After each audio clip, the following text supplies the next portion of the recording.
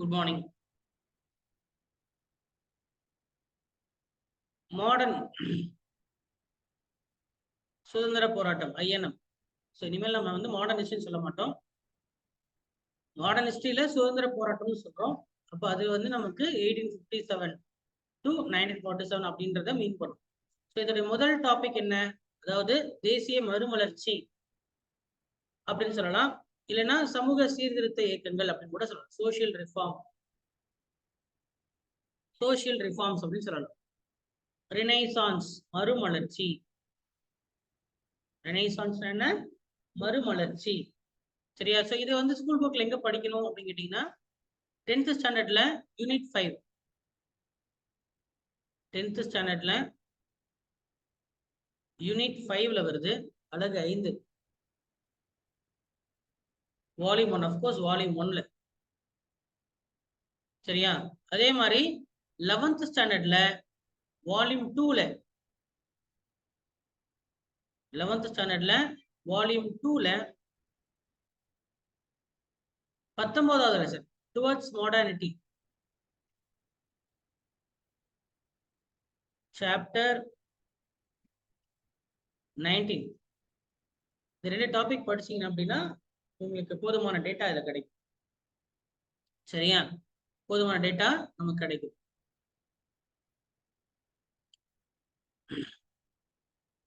முதல்ல what was the reason for reform? சீர்திருத்தமே 2 வகைப்படும், நல்லா புரிஞ்சு. நல்ல, அதாவது மாற்றம் அப்படி சேஞ்ச் அப்படின்றது 2 விஷயத்துக்காக மாற்றம் போராடலாம். சரியா? ஒண்ணு ரிஃபார்ம்னு சொல்லுவோம், இன்னொன்னு ரிவைவல்னு சொல்லுவோம். சரியா? இப்போ ரிஃபார்ம் அப்படின்னா சீர்திருத்தம்.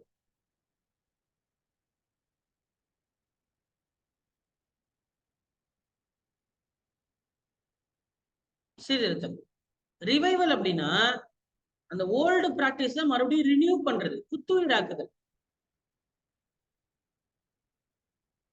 சரியா? ஆல்ரெடி இப்ப உதாரணத்துக்கு அந்த காலத்துல வந்து இப்போ நம்ம வாசல் தெளிச்சு கோலம் போட்டு, வாசல் தெளிச்சு சாணி கரைச்சி வாசல் தெளிச்சு நம்ம வந்து கோலம் போட்ட காலத்துல எங்க கொரோனா வந்துச்சு? அப்பெல்லாம் கொரோனா வந்துச்சா? அப்பெல்லாம் கொரோனாவே வரல இல்ல. அதனால நம்ம மறுபடியும் அதே மாதிரி இந்த காலத்துல யாரும் பெண்கள் செய்யறது இல்ல, அதனால அப்படி செய்யறது மூலியமா நமக்கு வந்து மறுபடியும் கொரோனா எல்லாம் வராது அப்படின்னு சொல்லி நம்ம அந்த பிராக்டிஸை நம்ம மறுபடியும் கொண்டாந்தோம் அப்படின்னு அப்படி கொண்டு வரலாம்ல.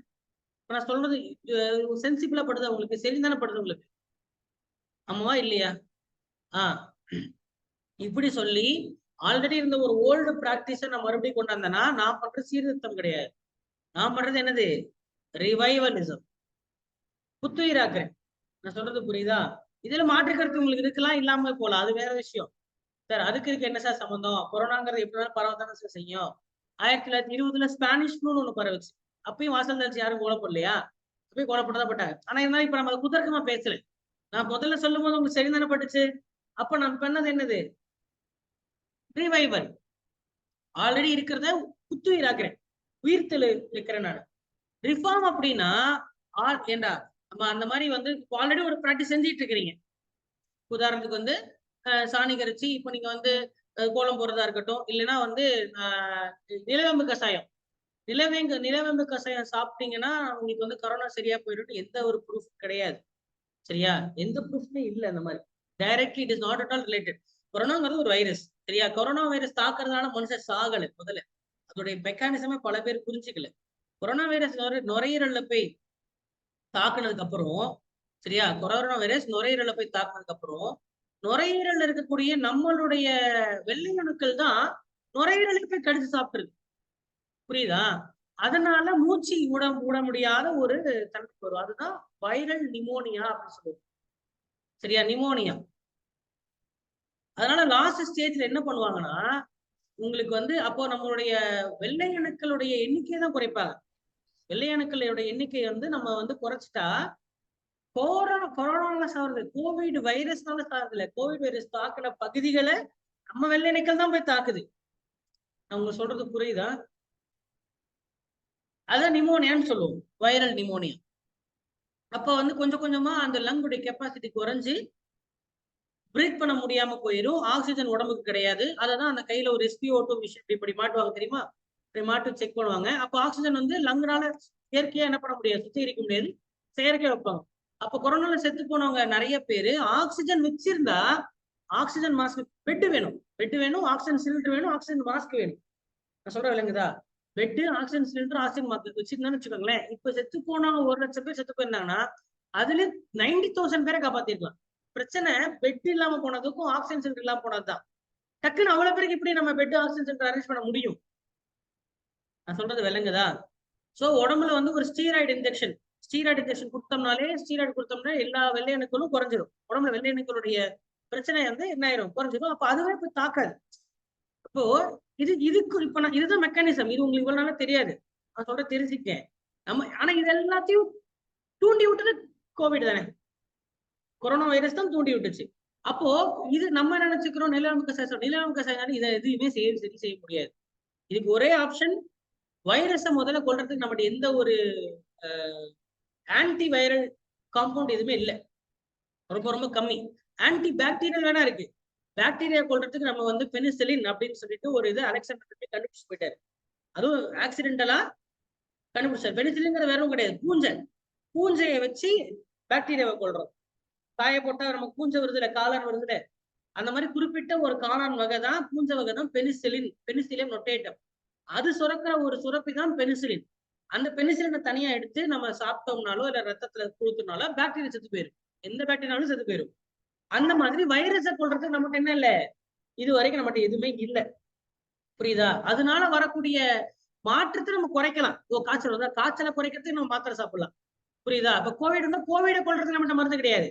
கோவிட் என்ன பண்ணும், கோவிட்னால செத்து போல, கோவிட்னால நுரையீரலை தாக்கி, நுரையீரலை நம்மளுடைய செல்களை தாக்கி மூச்சு முடியாம தன்மை போறதுனாலதான் செத்து போறாங்க. இவ்வளவு விஷயம் இருக்கு. இதெல்லாம் நம்ம சாமானியன்னு சொன்னா புரியாது. அந்த காலத்துல எங்க தாத்தா எவ்வளவு பலமா இருந்தாரு. அதனால வந்து நம்ம சாப்பிட்டா வந்து நம்ம நிலமுக சாப்பிடுங்க, அதை சாப்பிடுங்க, இதை சாப்பிடுங்க, தலையில படிங்க, மூச்சு பிராணாயாமா பண்ணுங்க எல்லாம் கிளம்புனாங்க. பிராணாயாமா சொல்லி பண்ணோம்ல யோகால, அந்த ஆசனம் பண்ணி இந்த ஆசனம் என்னவோ பண்ணாங்க. என்ன செத்து போயிட்டு தானே இருந்தா. சரியா? இதுக்கு அதுக்கு ஏதாவது சம்மந்தம் இருக்காடா, போய் தடுப்பூசி போட்டுக்கடா அப்படின்னு சொல்லி நம்ம சொல்றதுங்கிறது சீர்திருத்தம். குழம்பிருச்சு. அந்த காலத்துல நம்ம வாசல் தெளிச்சு கோலம் போட்டுட்டு இருந்த காலத்துல எந்த கொரோனா வந்துச்சு அப்படின்னு சொல்லிட்டு எல்லாரும் வாசல் வச்சு கோலம் போடுங்கடா, நிலவேம்பு கஷாயம் சாப்பிடுங்க, தாத்தாக்கெல்லாம் செத்து போச்சு, அந்த காலத்துல 89 வயசு வாழ்ந்தாங்க அப்படின்னு சொல்றது ரிவைவலிசம். அதுக்கு இதுக்கு சம்பந்தம் இல்லைன்னு சொல்லி நான் ஒரு அறிவியலை சொல்லி, புரியுதா, இதுக்கு நீங்க தடுப்பூசி போட்டா மட்டும்தான் நீங்க தப்பிக்க முடியும் அப்படின்னு சொல்லி உங்களை நான் தடுப்பூசி போடுங்க அப்படின்னு சொல்லி நான் உங்களுக்கு உபதேசம் பண்ணேன்னா அதுக்கு போய் சீர்திருத்தம். நான் சொல்றது இப்ப புரியும் நினைக்கிறேன். ரெண்டு வேற வேற. ரெண்டு சொன்னாலுமே நான் ஏதோ ஒண்ணு சொன்னா உங்களை நான் கன்வின்ஸ் பண்ணிட முடியும். அது நீங்க யார போய் ஃபாலோ பண்றீங்கிறத பொறுத்துதான். இப்படி பார்க்கும்போது இதுவும் நல்லா தானே இருக்கு, அப்படி பார்க்கும்போது அதுவும் நல்லா தானே இருக்குன்னு தோணும் உங்களுக்கு. ஆனா நீங்க என்ன பண்ணணும், உங்களுடைய அறிவை நீங்க வந்து எப்பொருள் யார் யாரை கேட்பேனும் அப்பொருள் மைப்பொருள் காண்பது அறிவுன்னு ஒண்ணு இருக்கு. அப்படியே கேட்கறது அப்படியே ஃபாலோ பண்ணிட்டு போக கூடாது. உங்களுக்கு புரியுதா? நவீனத்தை மாடர்னா யோசிச்சு அதை சயின்டிபிக்கா யோசிச்சு பண்றதுக்கு பேர் சீர்திருத்தம். பழைய விஷயத்த நம்ம அப்படியே கொண்டு மறுபடியும் புத்துயிராக்கணும். அதுக்கு அறிவியல் இருக்கா இல்லையாங்கிறதா சம்பந்தமே கிடையாது. புரியுது நான் சொல்றேன்? அந்த காலத்து அறிவியல் இருக்காங்க, நம்ம என் பாட்டை முப்பாட்டை செஞ்சா நானும் செய்வேன் அப்படின்னு செஞ்சீங்கன்னா அதுக்கு பேரு ரிவைவலிசம். ரெண்டு இருக்கு. ரெண்டு மாற்றமும் வந்துச்சு கோவிட் காலகட்டம். ஆமாவா இல்லையா? அதை நீங்க எதை பின்பற்றீங்க பொறுத்து நீங்க ரிஃபார்மிஸ்டா இல்ல ரிவைவலிஸ்டா. அப்ப ரிஃபார்ம் செய்யறவன் ரிஃபார்மிஸ்ட், சீர்திருத்தவாதி. ரிவைவல் பண்றவன் ரிவைவலிஸ்ட். சரியா? ரிவைவலிஸ்ட். இப்பயுமே நிறைய உங்களுக்கு ரெண்டுமே யூடியூப்ல இருக்கு. ஆனா நீங்க எதுனே தெரியும் பார்த்துட்டு இருப்பீங்க. இப்பயுமே பாத்தீங்கன்னா நிறைய பேர் யூடியூப்ல என்ன சொல்லுவாங்க அப்படின்னா, நீங்க ஒண்ணு இல்லைங்க, உங்களுக்கு தொப்பை குறையணுமாங்க, காலையில எந்திரிச்சுங்க, ஒண்ணும் இல்லை, இப்படி வந்து நீங்க அப்டமன் மட்டும் செய்யுங்க, இல்லைன்னா காலை மட்டும் இப்படி தூக்குங்க, இப்படி தூக்கி ஒரு 10 நிமிஷம் அந்த இடத்துல வச்சிருந்தீங்கன்னா ஆட்டோமேட்டிக்கா கொழுப்புலாம் குறைஞ்சு போயிருங்க அப்படின்னு ஒருத்தவங்க யூடியூப்ல போடுறாங்க. அதையும் நம்ம உட்காந்து பார்த்துட்டு இருக்கோம். நம்ம உடனே நம்ம டேடி மம்மி அந்த யூடியூப் நமக்கு அனுப்பி இந்த வீடியோ பாரு அப்படின்னு சொல்லிட்டு நமக்கு அனுப்பாங்க. நம்மளால பார்ப்போம், அப்படி பண்ணி சரி பண்ணுவோம், 10 நாள் பண்ணிதான் பார்ப்போமே, காசா பணமா அப்படின்னு செய்யறோம். ஆனா அதுக்கும் இப்படி பண்ணணுங்கிறதுக்கு எந்த அறிவியல் ஆதாரமும் கிடையாது. ஆமா இருக்கா? நான் சொல்றது விளங்குதா? இருந்தாலும் நம்ம செய்யறோம்னு சொல்லி செய்யறோம் இல்லையா, அதுக்கு பேர் தான் என்ன? புரியுதா நான் சொல்றது? ஆதாரமே இல்ல, அறிவியல் இருக்கு, அதுக்கு வந்து ப்ரூஃப் இருக்கு, அதெல்லாம் எதுவுமே இல்லை, நம்ம நம்புறோம். அத வந்து அந்த அடிப்படையில போறது ரிவைவலிசம். புரியும் நினைக்கிறேன். ரிஃபார்மிசம்ங்கிறது பழைய விஷயத்த கம்ப்ளீட்லி மாத்துறது. இதை இப்படி சொல்லலாம், எப்படி சொல்லலாம், இதை லெஃப்ட்ன்னு சொல்லலாம், இதை ரைட்ன்னு சொல்லலாம். லெஃப்ட் ரைட்டுங்கிறது இந்த வலது, அந்த லெஃப்ட் ரைட் கிடையாது. லெஃப்ட் ரைட்டுங்கிறது சித்தாந்தம். சரியா? வலதுசாரிகள் இடதுசாரிகள் அப்படின்னு சொல்லுவாங்க. சாரி, மாத்தி சொல்லிட்டேனா? இது இடது, இது வலது. பழச மாத்தணும்னு சொன்னா அவன் இடது, பழசுக்கே திரும்பி போவோன்னு சொன்னா அவன் வலது. பழச மாத்தணும்னு சொன்னா இடது, பழசுக்கே திரும்பி போகணும்னு சொன்னா வலது. சொல்றது புரியும் நினைக்கிறேன். சரியா? சோ இவங்களே இந்த மாதிரி 2 வகைப்படுறாங்க. சரியா? நம்ம இதுல எதை பார்க்க வரோம்னா, அந்த 18ஆம் 19ஆம் நூற்றாண்டில் ரெண்டுமே இருந்துச்சு. நமக்கு ரிஃபார்ம் தான் கொடுத்திருக்காங்க. உங்க ஸ்கூல் புக்ல 11th எடுத்தீங்கன்னா உங்களுக்கு கொடுத்திருக்கான் பாருங்க, அவனே சொல்லியிருப்பான். சரிங்களா? இங்க பாரு, ரிஃபார்மிஸ்ட் மூவ்மெண்ட்டும் இருக்கு, ரிவைவலிஸ்ட் மூவ்மெண்ட்டும் இருக்கு. ரெண்டும் இருக்கு. 11th புக்லயே இருக்கு. அது ரெண்டுமே கொடுத்திருக்கான். சரியா? அதை நீங்க பார்க்கும்போது உங்களுக்கே தெரியும். என்ன சார், எப்படி சார் கொஞ்சம் லைட்டா குழம்புது அப்படின்னு. முதல்ல இதெல்லாம் யார் ஆரம்பிச்சுன்னா, இந்த இந்திய மறுமலர்ச்சியின் தந்தை யாருன்னு கேட்டீங்கன்னா ராஜாராம் மோகன் ராய். எழுதிக்க. இனிமேல் ஃபுல்லா சப்ஜெக்ட்குள்ள போயிடலாம். ஒன்லி ஃபேக்ட் தான், கபக் கபக்குன்னு எழுதணும். இந்திய மறுமலர்ச்சியின் தந்தை ராஜாராம் மோகன் ராய். ஏன் சார் அவரை தந்தைன்னு சொல்றோம் அப்படின்னா, ஏன்னா அவர் தான் முதல்ல இந்த விஷயத்த ஆரம்பிச்சார். அதாவது எதை ஆரம்பிச்சாரு? இப்ப இவரு மறுமலர்ச்சிவாதியா இல்ல புத்துயிர்வாதியா? சீர்திருத்தவர், ரிஃபார்மிஸ்ட். ராஜாராம் மோகன் ராய். இவர் ஒரு பிராமணர். பெங்கால் வங்காளத்துல இருந்த, இவருடைய வெஸ்ட் பெங்கால் இருக்குல்ல, அங்க இருந்த ஒரு பிராமின். சரியா? இவர் வந்து பாத்தீங்கன்னா, இவர் பல விஷயங்களை செய்தார். அந்த காலத்துல முதல்ல செய்தது வந்து, இவர் என்ன ஆரம்பிச்சாருன்னா, இவர் ஒரு சபை ஆரம்பிக்கிறார். 1815ஆம் ஆண்டு ஆத்மீய சபை அப்படின்னு ஒரு சபை ஆரம்பிக்கிறார். என்ன ஆரம்பிக்கிறாரு? 1815ஆம் ஆண்டு ஆத்மீய சபா தான் முதல்ல அவர் செய்தது. ஆத்மீய சபை. சரியா? இவருடைய முதல் புத்தகம் தூஃபத்துல் முவாஹிதீன். முதல் புத்தகம் என்ன? தூஃபத்துல் முவாஹிதீன். முவாஹிதீன். இந்த புத்தகம் தூஃபத்துல் முவாஹிதீன். சரியா? இந்த புத்தகங்கள்ல பல மத, உலகத்தில் இருக்கக்கூடிய பல மதங்களை ஆராய்ச்சி செய்து கட்டுரை எழுதியிருக்க. உலகத்தில் உள்ள பல மதங்கள், கிறிஸ்துவம், இஸ்லாம், சீக்கியம், நிறைய மதங்கள் இருக்குல்ல உலகத்துல. பௌத்த மதம், சமண மதம், வைணவம், சைவம், இந்த மாதிரி பல மதங்களை எல்லாத்தையும் ஆராய்ச்சி பண்ணி அதை பத்தி என்ன பண்ணிருக்காரு? எல்லாம் ஒழுங்காண்டா சொல்லுது. இப்ப சொல்லுவோம் இல்லையா, எல்லாம் எந்த மதம் உங்களை வந்து கொல்ல சொல்லுது, குத்த சொல்லுது, எல்லாம் அன்பத்தான் சொல்லுது அப்படின்னு நீங்க சொல்றீங்கல்ல, அத சொல்லுங்களப்பா. அன்பே சிவம்னு சொல்றோம் இல்லையா? அன்புதாங்க எல்லா மதத்துல. எந்த மதத்துல வந்து உங்களுக்கு வந்து கோயில் இடிக்க சொல்றாங்க, எந்த மதத்துல வந்து கொலை செய்ய சொல்லி சொல்றாங்க? எல்லா மதமும் அன்பை தானே சொல்லுது அப்படின்னு இப்ப நம்ம சொல்றதுல ஒரு பொதுவான வார்த்தை. அதை முதல்ல சொன்னது யாரு? இவர் தான். அவர் எந்த புத்துல, அதுக்கு நீ எல்லா மதத்தையும் படிச்சாதானே உங்களுக்கு தெரியும் எல்லா மதம் ஒண்ணு சொல்லுதுன்ட்டு. படிக்காட்டி எப்படி தெரியும்? நீங்க எல்லாம் படிச்சு பார்த்து சொல்றீங்களா, இல்ல படிக்காம சொன்னாங்க நானும் சொல்றேங்கன்னு சொல்றீங்க இல்லையா? அதான் தூஃபத்துல் முவாஹிதீன் அந்த புத்தகத்துல அவர் சொல்றாரு. சரியா? இவர் வந்து சயின்டிபிக் அப்ரோச்ச கொண்டு வர்றார்.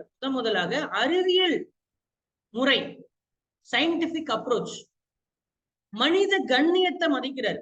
மனிதனுடைய கண்ணியம், human dignity, human dignity, social equality. சொன்னதெல்லாம் பாருங்க. சயின்டிபிக் அப்ரோச், அறிவியல் முறை. ஒரு மாற்றத்தை கொண்டு வரணும்னா அது அறிவியல் இருக்கா அப்படின்னு சொல்லி யோசிச்சிருக்கிறாரு. அதுக்கப்புறம் என்ன பண்ணிருக்காரு? ஒரு மனிதனா அவனுக்கு ஒரு கண்ணியம் இருக்குல்ல, ஹியூமன் டிக்னிட்டி. சரியா? மூணாவது என்ன? சோசியல் ஈக்குவாலிட்டி, சமத்துவம், சோசியல் ஈக்குவாலிட்டி. சோ இது எல்லாத்தையும் முதல்ல இந்தியாவில பேசினது யாருதான்? இவர் தான். இந்தியாவில பேசின ஒரு இந்தியர். சரியா? வேதங்களை மொழிபெயர்க்கிறார். ரிக்வேதம், யஜுர், சாம, அதர்வண 4 வேதங்கள் இருக்கு இல்லையா? வேதங்களையும் உபநிடங்களையும் வங்காள மொழியில மொழிபெயர்க்கிறார். வேத மதத்தையும் உபநிடங்களையும், ஹிந்து டெக்ஸ்ட் இந்து மத புத்தகங்களை வங்காள மொழியில் மொழிபெயர்த்து, சரியா, இந்த புத்தகங்கள்லயே ஓரிரைத்துவமா பேசப்பட்டுள்ளதுன்னு சொல்றாரு. ஓரிரைத்துவம், கடவுள்னு ஒருத்தர் தான் இருக்காரு அப்படின்னே சொல்லப்படுது. ஏன்னா வேதங்கள்ல பாத்தீங்கன்னா உங்களுக்கு ஒரு கடவுள் அப்படின்ற மாதிரிதான் வந்து சொல்றாங்க, ஒரு தெய்வம் தான் இருக்கு அப்படின்னு தான் சொல்லுது அப்படின்ற மாதிரி இவர் சொல்றாரு. ஓரிரை, ஓர் இறை. அந்த ஓர் இறைக்கும் சிலைகள் இல்ல அப்படின்னு சொல்றாரு. அப்ப சிலை வணக்கத்தை எதிர்க்கிறார் யாரு? ராஜாராம் மோகன் ராய். சிலை வணக்கத்தை எதிர்த்தவர் ராஜாராம் மோகன் ராய். ஒரே ஒரு கடவுள் தான் இருக்காருன்னு சொன்னது எதை படிச்சு சொன்னாரு? இந்து மத புத்தகங்களை படிச்சு இதை சொன்னதா சொல்லப்படுகிறது. எந்த மொழிக்கு மொழிபெயர்த்தாரு? வங்க மொழிக்கு. சரியா? இவருடைய வார இதழ் சம்பத் கௌமதி.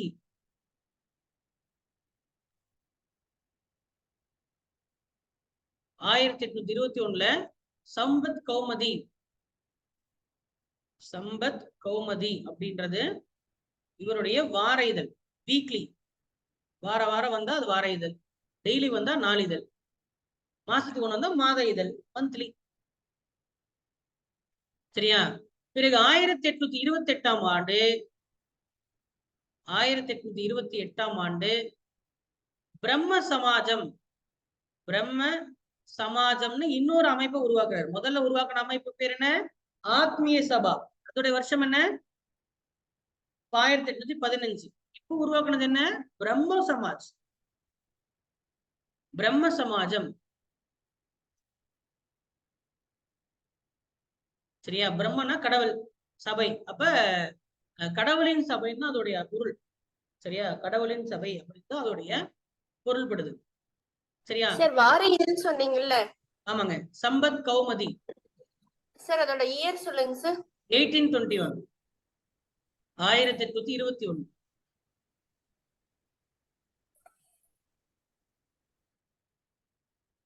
சரியா? சரி, இது இல்லாம வேற என்னென்ன சொல்றாரு அப்படின்னு கேட்டீங்கன்னா, வேற என்னெல்லாம் எதிர்க்கிறார் அப்படின்னா, இதே ஆண்டுதான் அவரு சதியை எதிர்த்து ஒரு மிக முக்கியமான ஒரு போராட்டத்தை நடத்தியிருப்பார். சரியா? அந்த போராட்டத்தை ஏற்றுக்கொண்ட வில்லியம் பென்டிக் அவர்கள், இந்தியாவுடைய கவர்னர் ஜெனரலா இருந்தவர் இல்லையா, வில்லியம் பென்டிக், அவர் 1829 ஆண்டு, அதுக்கு அடுத்த வருஷம் சதியை ஒழிச்சு ஒரு சட்டத்தை உருவாக்குறார். சதி அபாலிஷன் ஆக்ட். சரியா? சதி அபாலிஷன் ஆக்ட் ஒரு சட்டம் வருது. அப்ப சதி ஒழிப்பு சட்டம் வில்லியம் பென்டிக் செய்ததுக்கான முக்கிய காரணம் என்ன? இவரு ராஜாராம் மோகன் ராய் வந்து பிரம்ம சமாஜம் மூலியமா சதியை எதிர்த்து போராட்டம் நடத்தினதுதான். சதி அபாலிஷன் ஆக்ட் 1829 அடுத்த வருஷமே நடக்குது. சட்டம் போட்டவர் வில்லியம் பென்டிக், இந்தியாவுடைய கவர்னர் ஜெனரல். சட்டம் போட சொல்லி கேட்டவரு ராஜாராம் மோகன்.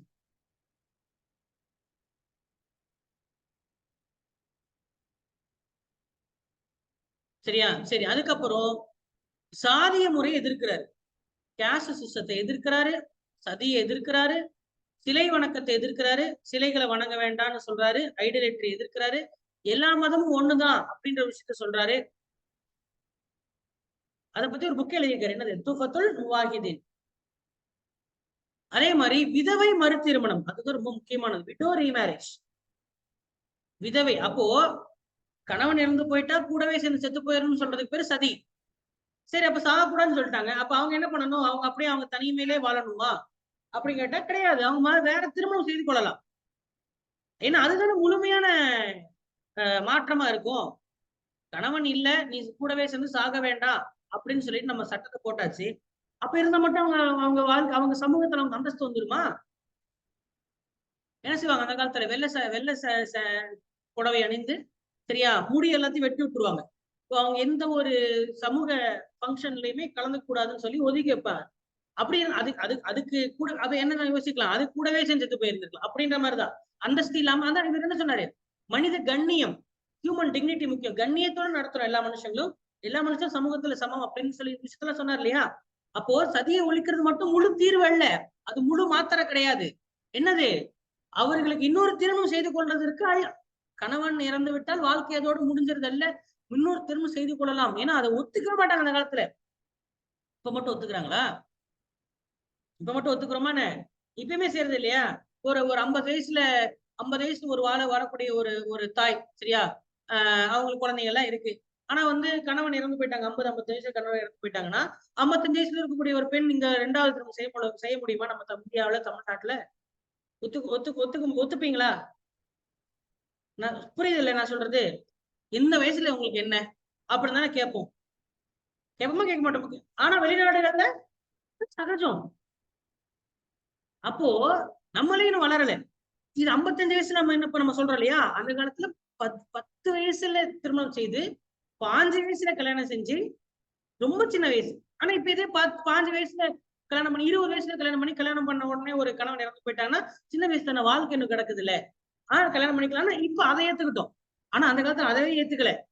10 வயசுல குழந்தை திருமணம் இருந்துச்சு அந்த காலத்துல. 8 வயசுல கல்யாணம் பண்ணிடுவாங்க. 8 வயசு 10 வயசுல கல்யாணம் பண்ணும்போது, கணவன் 10 வயசா இருக்கு. பெண் குழந்தை அந்த குழந்தை பெண் குழந்தை தான் அது. பெண் குழந்தை 10 வயசா இருக்கும்போது கணவன் இறந்து போய்விட்டான். 50 வயது குழந்தை 50 வயது ஆண் இறந்து போயிடுவான். கணவன் 10 வயசு பெண் விதவையாயிறாங்க. அந்த பெண்ணுக்கு என்னது? வெள்ளை புடவை அணிந்து சமூகத்துல ஒதுக்கப்படுவாள். அப்படிப்பட்ட பெண் மறுதிருமணம் செய்து கொள்ளலாம். இப்ப நீங்க ஏத்துக்கிறீங்க. ஆனா 100, 200 வருஷத்துக்கு முன்னாடி ஏத்துக்கல சமுதாயம். சரியா? அதே மாதிரி இப்ப நீங்க ஏத்துக்கல 55 வயசு. சரியா? ஆனா உங்க 20s, 21 கிட் 22 கிட்ட எல்லாம் வரும்போது அதை ஏத்துப்பாங்க. அதுதான் மாற்றம். அதுதான் சீர்திருத்தம். புரியுதா உங்களுக்கு? சரி, அப்போ இவர் சொன்ன விஷயங்கள் இதுதான். சரியா? சரி, இப்படி ஒரு ஊருக்குள்ள ஒருத்தன் வந்து ராஜாராம் வந்து இந்த மாதிரி ஒரு சபையை ஆரம்பிச்சு, அதுவும் ஒரு பிராமணரா இருந்தவரு. சரியா? இந்த மாதிரி செஞ்சுட்டு இருந்தா ஊர்ல விடுவாங்களா? சும்மா விடுவாங்களா? யாரா ஒரு என்னடா அவன் இருக்கிற சிஸ்டத்தெல்லாம் மாத்திட்டு இருக்கிறான் அப்படின்னு சொல்லி ஏத்து பேசுவாங்களா? பேச மாட்டாங்களா? சரி, அப்போ இந்த மாதிரி மக்கள் மனசை மாத்துறாங்கன்னு சொல்லி ஒரு பயம் வருமா வராதா? இதெல்லாம் கட்டுக்கோப்பா ஃபாலோ பண்றவன் என்ன பண்ணுவான்? அவனுக்கு ஒரு பயம் வரும். அப்ப என்ன பண்றான்? அவங்களும் என்ன பண்றாங்க? இதுக்கு ஒரு மாற்று சபை, அதாவது பிரம்ம சபாத்துக்கு எதிரான ஒரு சபையை ஒருத்தர் உருவாக்குறாரு. அதான் தர்ம சபா. தர்மத்தை கடைபிடிக்கணும். நம்ம காலங்காலமா நம்மளுடைய முன்னோர்கள் பின்பற்றி வந்த சபை. முன்னோர்கள் பின்பற்றி வந்த விஷயத்தை எப்படி நம்ம மாற்ற விடலாம்? தப்பு இல்லது. கணவன் இறந்து விட்டால் மனைவிக்கு என்ன வேலை? சேர்ந்து இறைவன் அடிப்பை சேர வேண்டியதானே அப்படின்னு சொல்லிட்டு என்ன பண்றாங்க? பிரம்ம சமாஜம் என்னென்ன சொல்லுச்சோ அதெல்லாம் தப்பு. நம்ம காலங்காலம் என்ன ஃபாலோ பண்றோமோ அதான் செய்யணும்னு ஒருத்தர் சபையை ஆரம்பிக்கிறாரு. அந்த சபைக்கு பேர் தான் தர்ம சபை. அது ஆரம்பிச்சவர் வந்து ராஜா ராதாகந்த் தேவ். ராஜா ராதாகந்த் தேவ் தேவ். அப்ப இவரு ஆப்போசிட் எப்பவுமே இருக்கும் இல்லையா? பிளஸ் மைனஸ் தான், சமுதாயம் அப்படிதான். அப்ப இவர் யாரு? ரிவைவலிஸ்ட். இப்படி கரோனா காலகட்டத்துல தடுப்பூசியும் போடலாம், கபசார குடிநீரு, நிலவேம்பு கஷாயம் குடிங்கன்னு சொல்லி 2மே இருந்ததா? சொல்றது புரியுதா நான் சொல்றது? அதே மாதிரிதான் அதே மாதிரிதான் எல்லாம். இப்ப மட்டும் இல்ல, எப்பயுமே ஒருத்தன் வந்து வலது, ஒரு சமுதாயம்னா வலதும் இருக்கும் இடதும் இருக்கும். அப்ப இவரு என்னது? வலதா இடதா? இவர் வலது, அவரு இடது. அவர் இடதுங்க சார். வலது இடது நேரதான் சமூகம். 2 கருத்தும் இருக்கும். 2 கருத்தும் இருக்கணும். சரியா? ஒரே கருத்தே இருந்துடக்கூடாது. தப்பு இல்லது. சரி, அப்போ இவர் பிரம்ம சமாஜத்துக்கு எதிராக இவர் வந்து ஆரம்பிக்கிறார். அண்ட் ஒரு அடுத்த ராஜாராம் மோகன் ராய். ராஜாராம் மோகன் ராய் 1936 இறந்து போயிடுறாரு. சாரி, 1833. சரியா? 1833 இறந்து போயிடுறாரு. யாரு?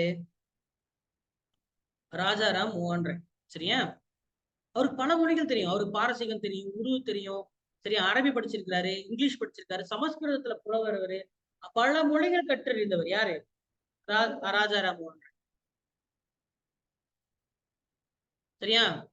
அதே போல ராஜாராம் மோகன் ராய் இறந்த பிறகு இந்த பிரம்ம சமாஜம் ஒரு பெரிய பவர் இல்லாம இருக்கு. தலைமை போயிருச்சுன்னா என்ன ஆகும்? அதுல வந்து சில பிரிவுகள் வரும். அப்படி பிரிவுகள் என்ன ஆயிடுச்சு? உடஞ்சிருச்சு.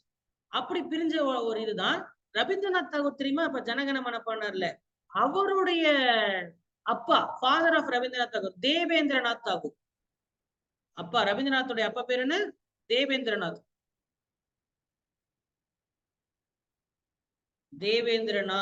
தகூர்.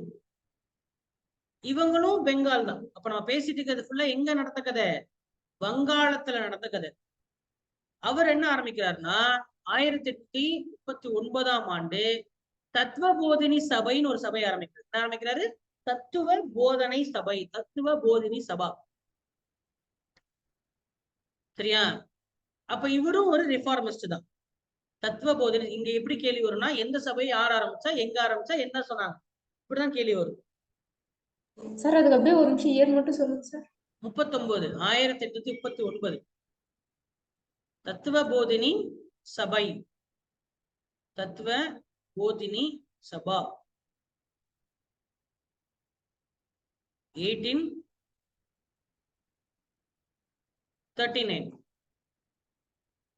இதுவும் ராஜாராம் மோகன் ராயுடைய கருத்துக்களை சொல்லக்கூடியதான். அப்ப இவர் ஒரு இடதுசாரி. சரியா? பிறகு என்னாச்சுன்னா, இந்த பிரம்ம சமாஜம் அழிஞ்சு போயிடல. பிரம்ம சமாஜங்கிற அந்த அமைப்பு இருக்கு. அந்த சபையில ஒரு யங் பிளட், ஒரு கம்மி சின்ன வயசு இருக்கக்கூடிய ஒரு நபர் வந்து அவர் களத்துல இறங்குறார். பிரம்ம சமாஜத்திலேயே தான். சரியா? அவரு பேர் தான் கேசப் சந்திர சென். அதாவது அந்த சபையை முதல்ல ஆத்மீய சபைன்னு ஒரு சபையை ஆரம்பிக்கிறாரு. அதுக்கப்புறம் பிரம்ம சமாஜம் சபையை 1828 ஆரம்பிச்சு சக்சஸ்ஃபுல்லா சதிய கவர்னர் ஜெனரல் அவர்கிட்ட பேசி போராடி சதியை ஒழிச்சு சட்டத்தை போட்டாங்க. சதிய ஒழிப்பு சட்டம்னு போட்டாங்க. அதை கொண்டாந்து ஒரு 4 வருஷத்துல அவர் இறந்து போயிட்டாரு. அதுக்கப்புறம் அந்த சபைக்கு தலைமை இல்லாமல் கிடக்குது. பிறகு அந்த சபையிலே இருந்த ஒரு நபர் என்ன பண்ணார்? தத்துவ போதனை சபைன்னு ஒரு தனியா ஒரு சபையை ஆரம்பிக்கிறார். 39ல தத்துவ போதனை சபை. அது வேற யாரும் இல்ல, ரவீந்திரநாத் தாகூருடைய அப்பா. புரியுதா? அப்பா. அடுத்து வந்து பாத்தீங்கன்னா பிரம்ம சமாஜத்துக்கு இன்னும் காலங்கள் போகுது. பிரம்ம சமாஜத்திலே புதிய ஒரு தலைவர் பிறக்கின்றார். அவர் தான் கேசப் சந்திர சென்.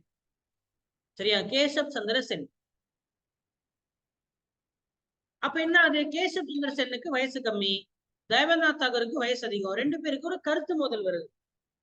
சரியா? கருத்து மோதல் வருவதால் பிரம்ம சமாஜத்திலிருந்து வெளியில போயிடுறாரு.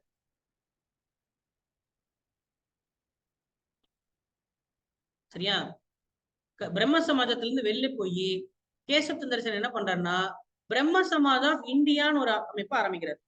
இந்தியாவின் பிரம்ம சமாஜம், வேற ஒண்ணும் இல்ல, பிரம்ம சமாஜ் ஆஃப் இந்தியா. யாருக்கு கருத்து மோதல்? கேசப் சந்திர சென்னுக்கும் தேவேந்திரநாத் தாகூருக்கும் கருத்து மோதல் வருது. அப்போ 1866ஆம் ஆண்டு கேசப் சந்திர சென் என்ன பண்றாரு? அந்த பிரம்ம சமாஜிலிருந்து வெளியில சென்று இந்தியாவின் பிரம்ம சமாஜ்னு ஒரு அமைப்பு உருவாக்குறாரு. அப்ப ஆல்ரெடி ஒரு பிரம்ம சமாஜ் இருந்தது இல்ல, அதற்கு பேரு ஆதி பிரம்ம சமாஜம் பேர் மாற்றிட்டார். இந்த திமுக ஃபர்ஸ்ட் தீக்கான்னு ஒரு கட்சி ஆரம்பிச்சது, அப்புறம் திமுக மாறிச்சு, அப்புறம் அதிமுக மாறிச்சுல. அதே கதைதான், எப்பயுமே அது நடக்கும். அப்ப ஆதி பிரம்ம சமாஜத்துக்கு தலைவரை யார் இருப்பா? நம்ம டி தாகூர் தான். அது என்ன டி தாகூர்? தேவேந்திரநாத் தாகூர். ஆர் தாகூர்னா ரவீந்திரநாத் தாகூர். டி தாகூர். அப்ப ஆதி பிரம்ம சமாஜத்தின் தலைவர் தேவேந்திரநாத் தாகூர். இந்திய பிரம்ம சமாஜத்தின் தலைவர் கேசப் சந்திர சென். பிரம்ம சமாஜம் தோற்றுவிக்கப்பட்ட ஆண்டு 1828. யாரால்? ராஜாராமன். தத்துவ போதினி சபை உருவானது 1839. அதுவும் யாருடைய கருத்து தான் சொல்றாங்க? ராஜாராம் மோகன் ராய். இப்ப நம்ம இதில் பார்த்ததுலயே ரிவைவல் கட்சி எது? ரிவைவலிஸ்ட் தர்ம சபை. ராஜா ராதாகர் தேவ் மட்டும்தான் பழைய வலதுசாரியா இது வந்திருக்கிறது. மத்த இப்ப பார்த்தது எல்லாமே என்னதான்? இடதுதான்.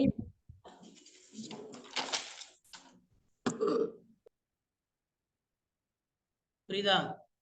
சரி, அதுக்கப்புறம் என்னாச்சு? கேசப் சந்திர சென்னுடைய மகள், சரியா, கேசப் சந்திர சென்னுடைய மகள் 13 வயசு மகளை அவரு கட்டி கொடுத்துறாரு. இவ்வளவு வியாக்கானம் பேசுறப்ப நீனு அப்புறம் ஓம் பொண்ணுக்கு நீ வந்து, புரியுதா நான் சொல்றது? ஓம் பொண்ணு நீ என்ன பண்ணிட்ட? 13 வயசு பெண் குழந்தை தானே அது. அத ஒரு இளவரசன் கட்டி கொடுக்குறாரு. பூச்சி இளவரசனுக்கு கட்டி கொடுக்குறாரு. அப்ப என்ன ஆகும்? தலைவரா இருக்க ஓம் பேரை கேட்டு நாங்க கட்சி பிரிஞ்சு வந்தா நீ என்ன பண்ணிட்ட அப்படி செய்யும் போது மறுபடியும் அந்த கட்சியில பிளவு ஏற்பட்டு. எந்த கட்சியில? இந்திய பிரம்ம சமாஜ். எதனால? ஏன்னா அவருடைய மகள் 13 வயது மகளுக்கு கல்யாணம் பண்ணி வச்சுட்டார். அது குழந்தை திருமணம் தானே. இப்ப குழந்தை திருமணம் செய்யக்கூடாது தானே இவங்க பேசிட்டு இருப்பாங்க. உங்களுடைய கருத்து என்ன? ஒரு சாமி தான் இருக்கு, அந்த சாமிக்கு உருவம் இல்ல, சிலைக்கெல்லாம் வேண்டாம், எல்லா மதமும் ஒண்ணுதான் சொல்லுது, எம்மதமும் சம்மதம், சரியா? அதுக்கப்புறம் சதியை ஒழிக்கணும், அதுக்கப்புறம் சாதிகள் கிடையாது, அதுக்கப்புறம் குழந்தைகளுக்கு குழந்தை திருமணம் இருக்கக்கூடாது, பெண் விதவை விதவை மறு திருமணம், இதெல்லாம் தானே கான்செப்ட். அதுக்குதான் ஒரு அமைப்பு ஆரம்பிச்சு செஞ்சுட்டு இருக்கிறாங்க. அரசியல் கட்சி கிடையாது இது, ஒரு சமூக போராட்டம் செய்யக்கூடிய ஒரு அமைப்பு, புரியுதா? அப்ப அதுல ஒரு தலைவரா இருக்கிறவரு அவருடைய பொண்ணுக்கு குழந்தை திருமணம் பண்ணி வச்சா கட்சி பிரியுமா பிரியாதா? பிரியும். அப்படிதான் பிரிஞ்சிச்சு. 1878ஆம் ஆண்டு மறுபடியும் பிரம்ம சமாஜம் பிரிஞ்சு சாதாரண பிரம்ம சமாஜம் மாறிடுச்சு. சாதாரண பிரம்ம சமாஜ். அப்ப இது எல்லாத்துக்கும் விதை போட்டவர் யாரு? ராஜாராமன். அப்ப அவரை இந்திய மறுமலர்ச்சி தந்தைன்னு சொல்ற தப்பு இல்ல. நவீன இந்தியாவின் தந்தைன்னு சொன்னா யாரு சொல்லுவீங்க? நவீன இந்தியாவின் டல்ஹௌசி. ஏன் அவர் நவீனம்னு சொல்றீங்க? ஏன்னா ரயில்வே கொண்டு வந்தாரு, போன் பேச டெலிகிராஃப் கொண்டு வந்தாரு, தபால் போடுறதுக்கு போஸ்ட், இதெல்லாம். ஸோ அவர் வந்து கம்யூனிகேஷன் டிரான்ஸ்போர்ட் அண்ட் கம்யூனிகேஷனை புரட்சி செய்ததுனால அவரை நவீன இந்தியாவின் தந்தைன்னு சொல்றோம். யார? டல்ஹௌசி பிரபுவர். சரியா? ஆனா இந்திய மறுமலர்ச்சின்னா என்ன? முதல்ல இந்தியாவில ஒரு மாற்று கருத்து. இதெல்லாம் நம்ம காலகாலமா தொன்று தொட்டு செஞ்சுட்டு இருந்த விஷயத்த எல்லாத்தையும் ஒருத்த கேள்வி கேட்கிறான், இப்படிலாம் செய்யக்கூடாதா, தப்புடான்ட்டு மாத்தணும்ட்டு. அதாவது ஒரு இடதுசாரி பறக்குது, கருத்து பிறக்குது. சரியா? இதுதான் பிரம்ம சமாஜத்துடைய இது. அப்ப முதல் அறிவியல் இயக்கம்னு கூட சொல்லாது, என்ன சொல்லலாம்? முதல் அறிவுசார் இயக்கம், ஃபர்ஸ்ட் இன்டெலெக்சுவல் மூவ்மெண்ட். ஏன்னா இப்ப இது எல்லாத்தையும் அவங்க பண்ணது எதன் அடிப்படையில பண்றாங்கன்னா, ஏன் சரி ஏன் குலதர்ப்பணம் பண்ணக்கூடாது அவ்வளவு கேள்வி இருக்குல்ல. சரியா? ஏன் ஏன் வந்து எல்லா சாமியும் ஒண்ணுதான், சிலைகளை ஏன் வணங்கக்கூடாது அப்படின்னு சொல்றச்ச ஏன் அது காரணம் சொல்றாங்க, அறிவியலா காரணம் சொல்றாங்க அவங்க. என்ன சொல்றாங்க? ஏன்னா இது எல்லாத்தையுமே அவங்க என்ன பண்றாங்க, ஃபர்ஸ்ட் என்ன சொன்னேன், சயின்டிபிக் அப்ரோச், ஹியூமன் டிக்னிட்டி, அப்புறம் சோசியல் ஈக்குவல். சரியா? ஏன்னா சிலை வணக்கங்கிறது வேத காலத்துல இல்ல அப்படின்னு சொல்லி இந்த வேத புத்தகங்களை படிச்சு அவர் சொல்றாரு. புரியுதா? சாதிகள் அப்படின்றது அந்த காலத்துல கிடையாது, நீங்களா ஏன்டா இப்ப வந்து என்ன பண்றீங்க, உருவாக்கிக்கிறீங்க. சதிங்கிற முறை வேத காலத்துல கிடையாது. இப்ப இது எல்லாத்தையுமே இந்து மத புத்தகங்களான வேத மதம், உபநிடதங்கள், யஜுர், சாம், அதர்வன, உபநிடதங்கள், புராணங்கள், இதிகாசங்களை படிச்சுட்டு அந்த காலத்துல எங்க இருந்துச்சு, நீங்க அதுக்கப்புறமா வந்து இது ஒட்டிக்குச்சு அப்படின்னு அறிவியல் பூர்வமா சொல்றாங்க. உங்களுக்கு நான் சொல்றது புரியுதா? அதனாலதான் இந்த முதல் அறிவுசார் இயக்கம்னு சொல்றாங்க. சும்மா அப்படியே வாய்க்கு வந்து அடிச்சு விடல அவங்க. பிளஸ் எல்லா மதமும் எம்மதமும் சம்மதம், எல்லா மதமும் ஒண்ணுதான் சொல்லுதுங்கிறத அதையும் சும்மா சொல்றானா? இல்ல, என்ன பண்றாங்க, எல்லா மதத்திலயும் இருக்கக்கூடிய விஷயங்களத்தையும் படிச்சு அவரை சொந்தமா புக் எழுதுறாரு. அதுக்கு பேர் தானே தூபத்துல் முவாஹிதீன் அப்படின்னு ஒரு புக்கு. எல்லா புக்கும் எப்படி அவரால் படிக்க முடியும்? ஏன்னா அவருக்கு எல்லா மொழியும் தெரியும். யாருக்கு? ராஜாராம். அப்ப அவருடைய கருத்துக்களை பரப்புவதற்கு தான் ஒரு சபை ஆரம்பிக்கிறார். முதல்ல ஆரம்பிச்ச சபை ஆத்மீய சபை, இரண்டாவது பிரம்ம சபை. அவரு செத்து போயிறாரு சீக்கிரம், 33 செத்து போயிரு. அவருக்கு அப்புறம் வந்த விழுதுகள் பல கட்சியா பிரிஞ்சு இதாயிருச்சு. உங்களுக்கு சொல்றது புரியும்? அப்பனா அதாவது இவர் அந்த 100 வருஷத்துக்கு முன்னாடி பிறந்த பெரியார் வச்சுக்கு புரியும் உங்களுக்கு? பெரியார் 90ஸ்ல வருவாரு, இவரு 18ஸ்ல வர்றாரு. இது வங்காளத்துடைய பெரியார்னு வச்சுக்க, எப்படி எழுதி வச்சிடாதீங்க சொல்றேன், ஓகேவா? அப்ப பெரியாருக்கு அப்புறம் என்ன, பெரியார் தீக்கா உருவாக்குனாரு, அப்புறம் அது திமுகன்னு மாறிச்சு. சேம் இதே மாதிரி கதை தான். பெரியார் வந்து தன்னுடைய மகள் வயது இருக்கக்கூடிய ஒரு பெண்ணை திருமணம் செய்துட்டாங்க. 40 வயசு பெண்ணை திருமணம் செய்து கொண்டார். 70 வயசுல இருக்கக்கூடிய இவரு 40 வயசு பெண்ணை திருமணம் செய்துட்டாருன்னு என்ன ஆச்சு, கட்சி ரெண்டா பிறந்துருச்சு. அதே மாதிரி கதை வருது பாத்தீங்களா? இவரு தன்னுடைய மகளை 13 வயசு பெண்ணை வந்து கட்டி கொடுத்துட்டாங்க அப்படின்றதுனால கட்சி மறுபடியும் இருந்துச்சு. மறுபடியும் அதுல இன்னும் அதிமுக வந்துச்சு. அப்புறம் அதுக்கப்புறம் தேமுதிக, எத்தனை கா வந்துருச்சு இல்லையா, கா கா கா முகா தேக்கா அப்படின்னு வந்துச்சு. அதே மாதிரி இவ்வளவும். அப்போ இது வந்து சகஜம்தான், இது 100 வருஷத்துக்கு முன்னாடி நடந்திருக்கு. சோ இப்ப இவங்க எல்லாமே பிரம்ம சபை. பிரம்ம சமாஜ்னா என்ன? கடவுளின் சபை. பிரம்மன்னா கடவுள், சமாஜ்னா அமைப்பு. பிரம்ம சமாஜ் கடவுள் அமைப்பு. யாருக்கு புரியல?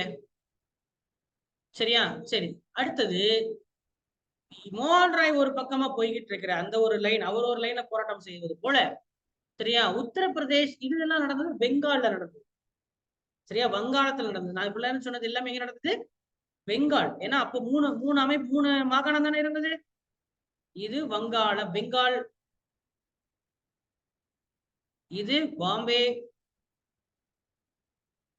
இது மெட்ராஸ். 3 மாகாணங்கள் தான் இருந்தது அப்ப இந்தியாவில். சரியா, இப்போ நம்ம பார்த்ததெல்லாம் பெங்கால். கரெக்டா?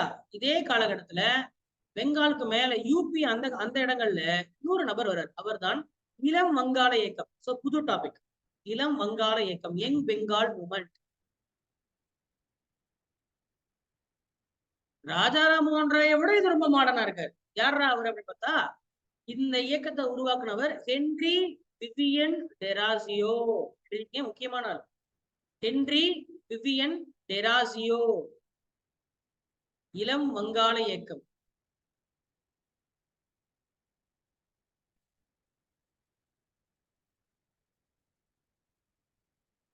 அப்ப இவர் யார கான்சென்ட்ரேட் பண்றாரு? யூத்த. புரியுதா? யூத்த கான்சென்ட்ரேட் பண்றாரு. பிரம்ம சமாஜத்துல இருக்கிறவங்க எல்லாம் யாரு? அது பழைய ஆளுங்க. புரியுதா? சபையில போய் ஒரு கிளப்ல போய் மெம்பர் ஆகிறவங்க எல்லாமே 12 வயசு பையன் போய் கிளப்ல மெம்பர் ஆவன் கிடையாது. அப்ப மாற்றம் எங்க நடக்கல? குழந்தைகளுடைய பருவத்துல யூத் யங்ஸ்டர்ஸ்ல நடக்கல. பிரம்ம சமாஜங்கிறது ஃபுல்லாமே எங்க நடந்தது? ஒரு 40 வயசு 50 வயசு இருக்கக்கூடிய 30 வயசு மேல இருக்கக்கூடிய ஆளை தான் என்ன பண்ணிருக்காங்க? மாற்றிருக்காங்க. அப்ப ஆனா அது செட் ஆகாது. குழந்தைகளை சின்ன வயசுலயே மாத்தணும் பிள்ளைங்கள அப்படின்ற வந்ததுனால இதுக்கு பேர் என்ன? இளம் வங்காளம். இதை செய்தவர் யார்? அப்ப இது யாரால செஞ்சிருக்க முடியும் அந்த காலத்துல? இப்ப இருக்கிற மாதிரி வாட்ஸ்அப், யூடியூப்ல இருக்கு. அப்ப இருக்கக்கூடிய குழந்தைங்களை எங்க போய் பார்க்க முடியும் நீங்க? பள்ளிக்கூடம். அப்ப இவர் யாரு? வாத்தியார். ஹென்றி விவியன் டெராசியோ வாத்தியார்.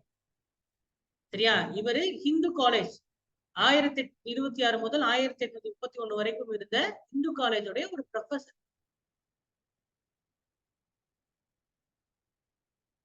1826 to 1831, 1826 முதல் 1831 வரைக்கும் ஹிந்து காலேஜ். சரியா, ஹிந்து காலேஜ், பனாரஸ் இந்து காலேஜ்னு சொல்லுவாங்க. இந்த பனாரஸ் இந்து காலேஜ் இந்து கல்லூரி. அங்க சமஸ்கிருதம் சொல்லிக் கொடுக்கக்கூடிய வெள்ளக்கார ஆரம்பிச்ச ஒரு கல்லூரி அது. சரியா, அந்த கல்லூரியில ஒரு ப்ரொஃபஸரா இருந்தார். இவர் எந்த கருத்து இவருக்கு ரொம்ப பிடிச்சமான கருத்துனா, எதை ரொம்ப இவர் ஆர்வமா எப்படி ராஜாராம் மோகன் ராய் வேதத்தெல்லாம் எடுத்து படிக்கிறாருல, அவருக்கு வேதத்தை படிச்சனாலதான் அவருக்கு அறிவு வருது. அந்த மாதிரி இவருக்கு என்ன ஆர்வம்? ஏதோ ஒரு இது இருக்கணும்ல, புஷ். இவருடைய ஆர்வம் என்னன்னா பிரெஞ்சு புரட்சி. இவருடைய ஆர்வம்ல என்ன? French revolution. பிரெஞ்சு ரெவல்யூஷன் தெரியுமா? எப்ப நடந்தது? 1770கள் 1780கள் நடந்தது. சரியா, திப்பு சுல்தான் நம்ம இங்க மைசூருக்கு திப்பு சுல்தானும் பிரெஞ்சு புரட்சியால் ஏற்கப்பட்டார். ரொம்ப ரொம்ப முக்கியமான புரட்சி அது, பிரெஞ்சு புரட்சி. பிரெஞ்சு புரட்சி செய்தது யாரு? பிரெஞ்சு புரட்சி யாருக்கு எதிரான? அப்பத்து மன்னனான லூயி 14 லூயி 14ம் அவருடைய மனைவி மேரி அப்படின்ற அவருடைய மனைவி 2 பேர் எதிர்த்து நடந்த புரட்சி. கொண்டுட்டாங்க 2 பேரையுமே. மக்கள்லாம் சேர்ந்து அந்த மன்னரையும் மனைவியும் கொண்டுட்டாங்க. அப்படித்தானே? அக்டோபர் புரட்சியில நிக்கோலஸை கொண்டுடுவாங்க. ஆமா, அந்த காலத்துல மன்னராட்சி தானே. சோ பண்ணி அந்த பிரெஞ்சு புரட்சியுடைய இதாக 3 சித்தாந்தவாதிகள் வந்தாங்க. நான் பிரெஞ்சு புரட்சியை சொல்றேன், ஏன்னா பிரெஞ்சு புரட்சினா என்னன்னே தெரியாம நீங்க ஹென்றி விவியன் டெராசியோ என்னத்தை படிக்கீங்க? பிரெஞ்சு புரட்சினா என்னன்னா கொஞ்சமா தெரியணும்ல. அக்டோபர் புரட்சினா புரிஞ்சுதா? அக்டோபர் புரட்சினா என்ன? அக்டோபர் புரட்சிங்கிறது 1917ல லெனின் அப்படின்ற ஒரு நபர், சரியா, காரல் மார்க்ஸுடைய சித்தாந்தமான கம்யூனிசம் அப்படின்ற சித்தாந்தத்தை, அதாவது தொழிலாளித்துவத்தை ரஷ்யாவில அறிமுகப்படுத்தி அரசாங்கத்தை உருவாக்குறாரு. ரஷ்ய புரட்சி. இது ரஷ்ய புரட்சின்னு சொல்லலாம், அக்டோபர் புரட்சின்னு சொல்லலாம், எப்படி வேணா சொல்லலாம். எந்த வருஷம்? 1917. பிரெஞ்சு புரட்சிங்கிறது இது பல வருஷத்துக்கு முன்னாடி 1880களில. சரியா, லூயி 14 இங்க நடந்த மன்னர் நிக்கோலஸ் அப்படின்ற மன்னர். இங்க வந்தது லூயிங்கிற மன்னர். சரியா, லூயிங்கிற மன்னர். இந்த லூயிங்கிற மன்னனுக்கு எதிராக நடந்த புரட்சி.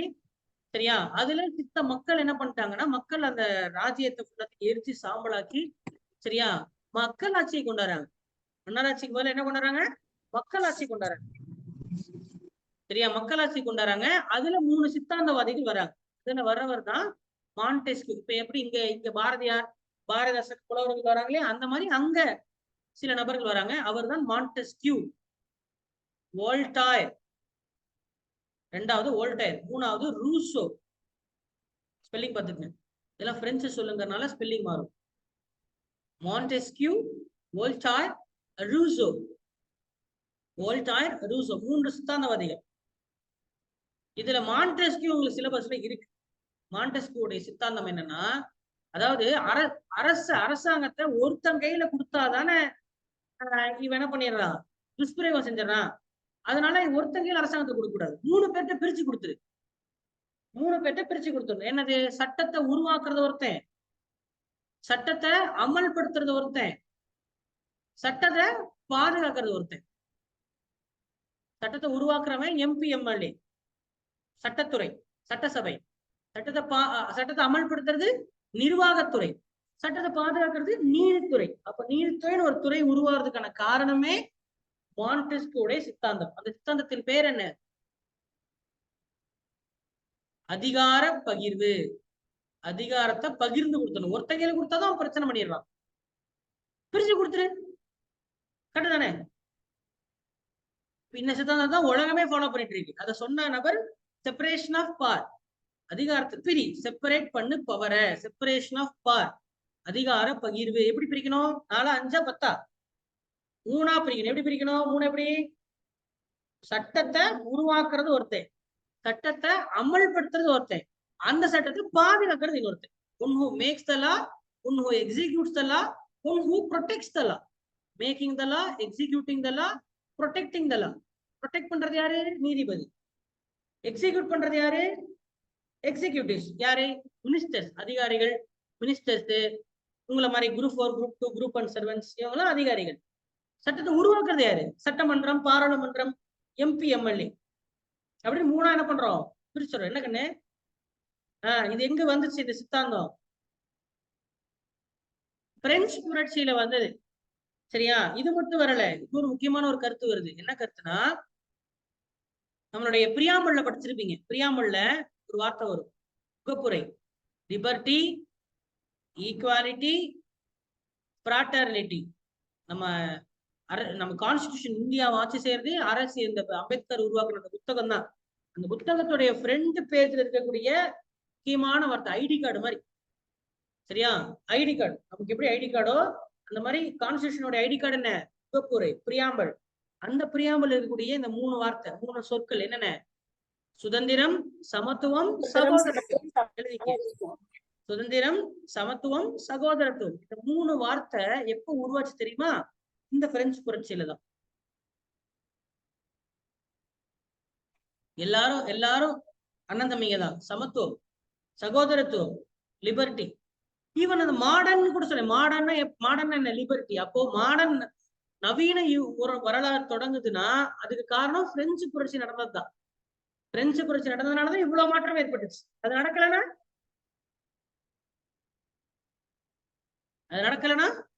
இவ்வளவு பிரச்சனை நடந்திருக்கு. அப்போ இதுதான் பிரெஞ்சு புரட்சி.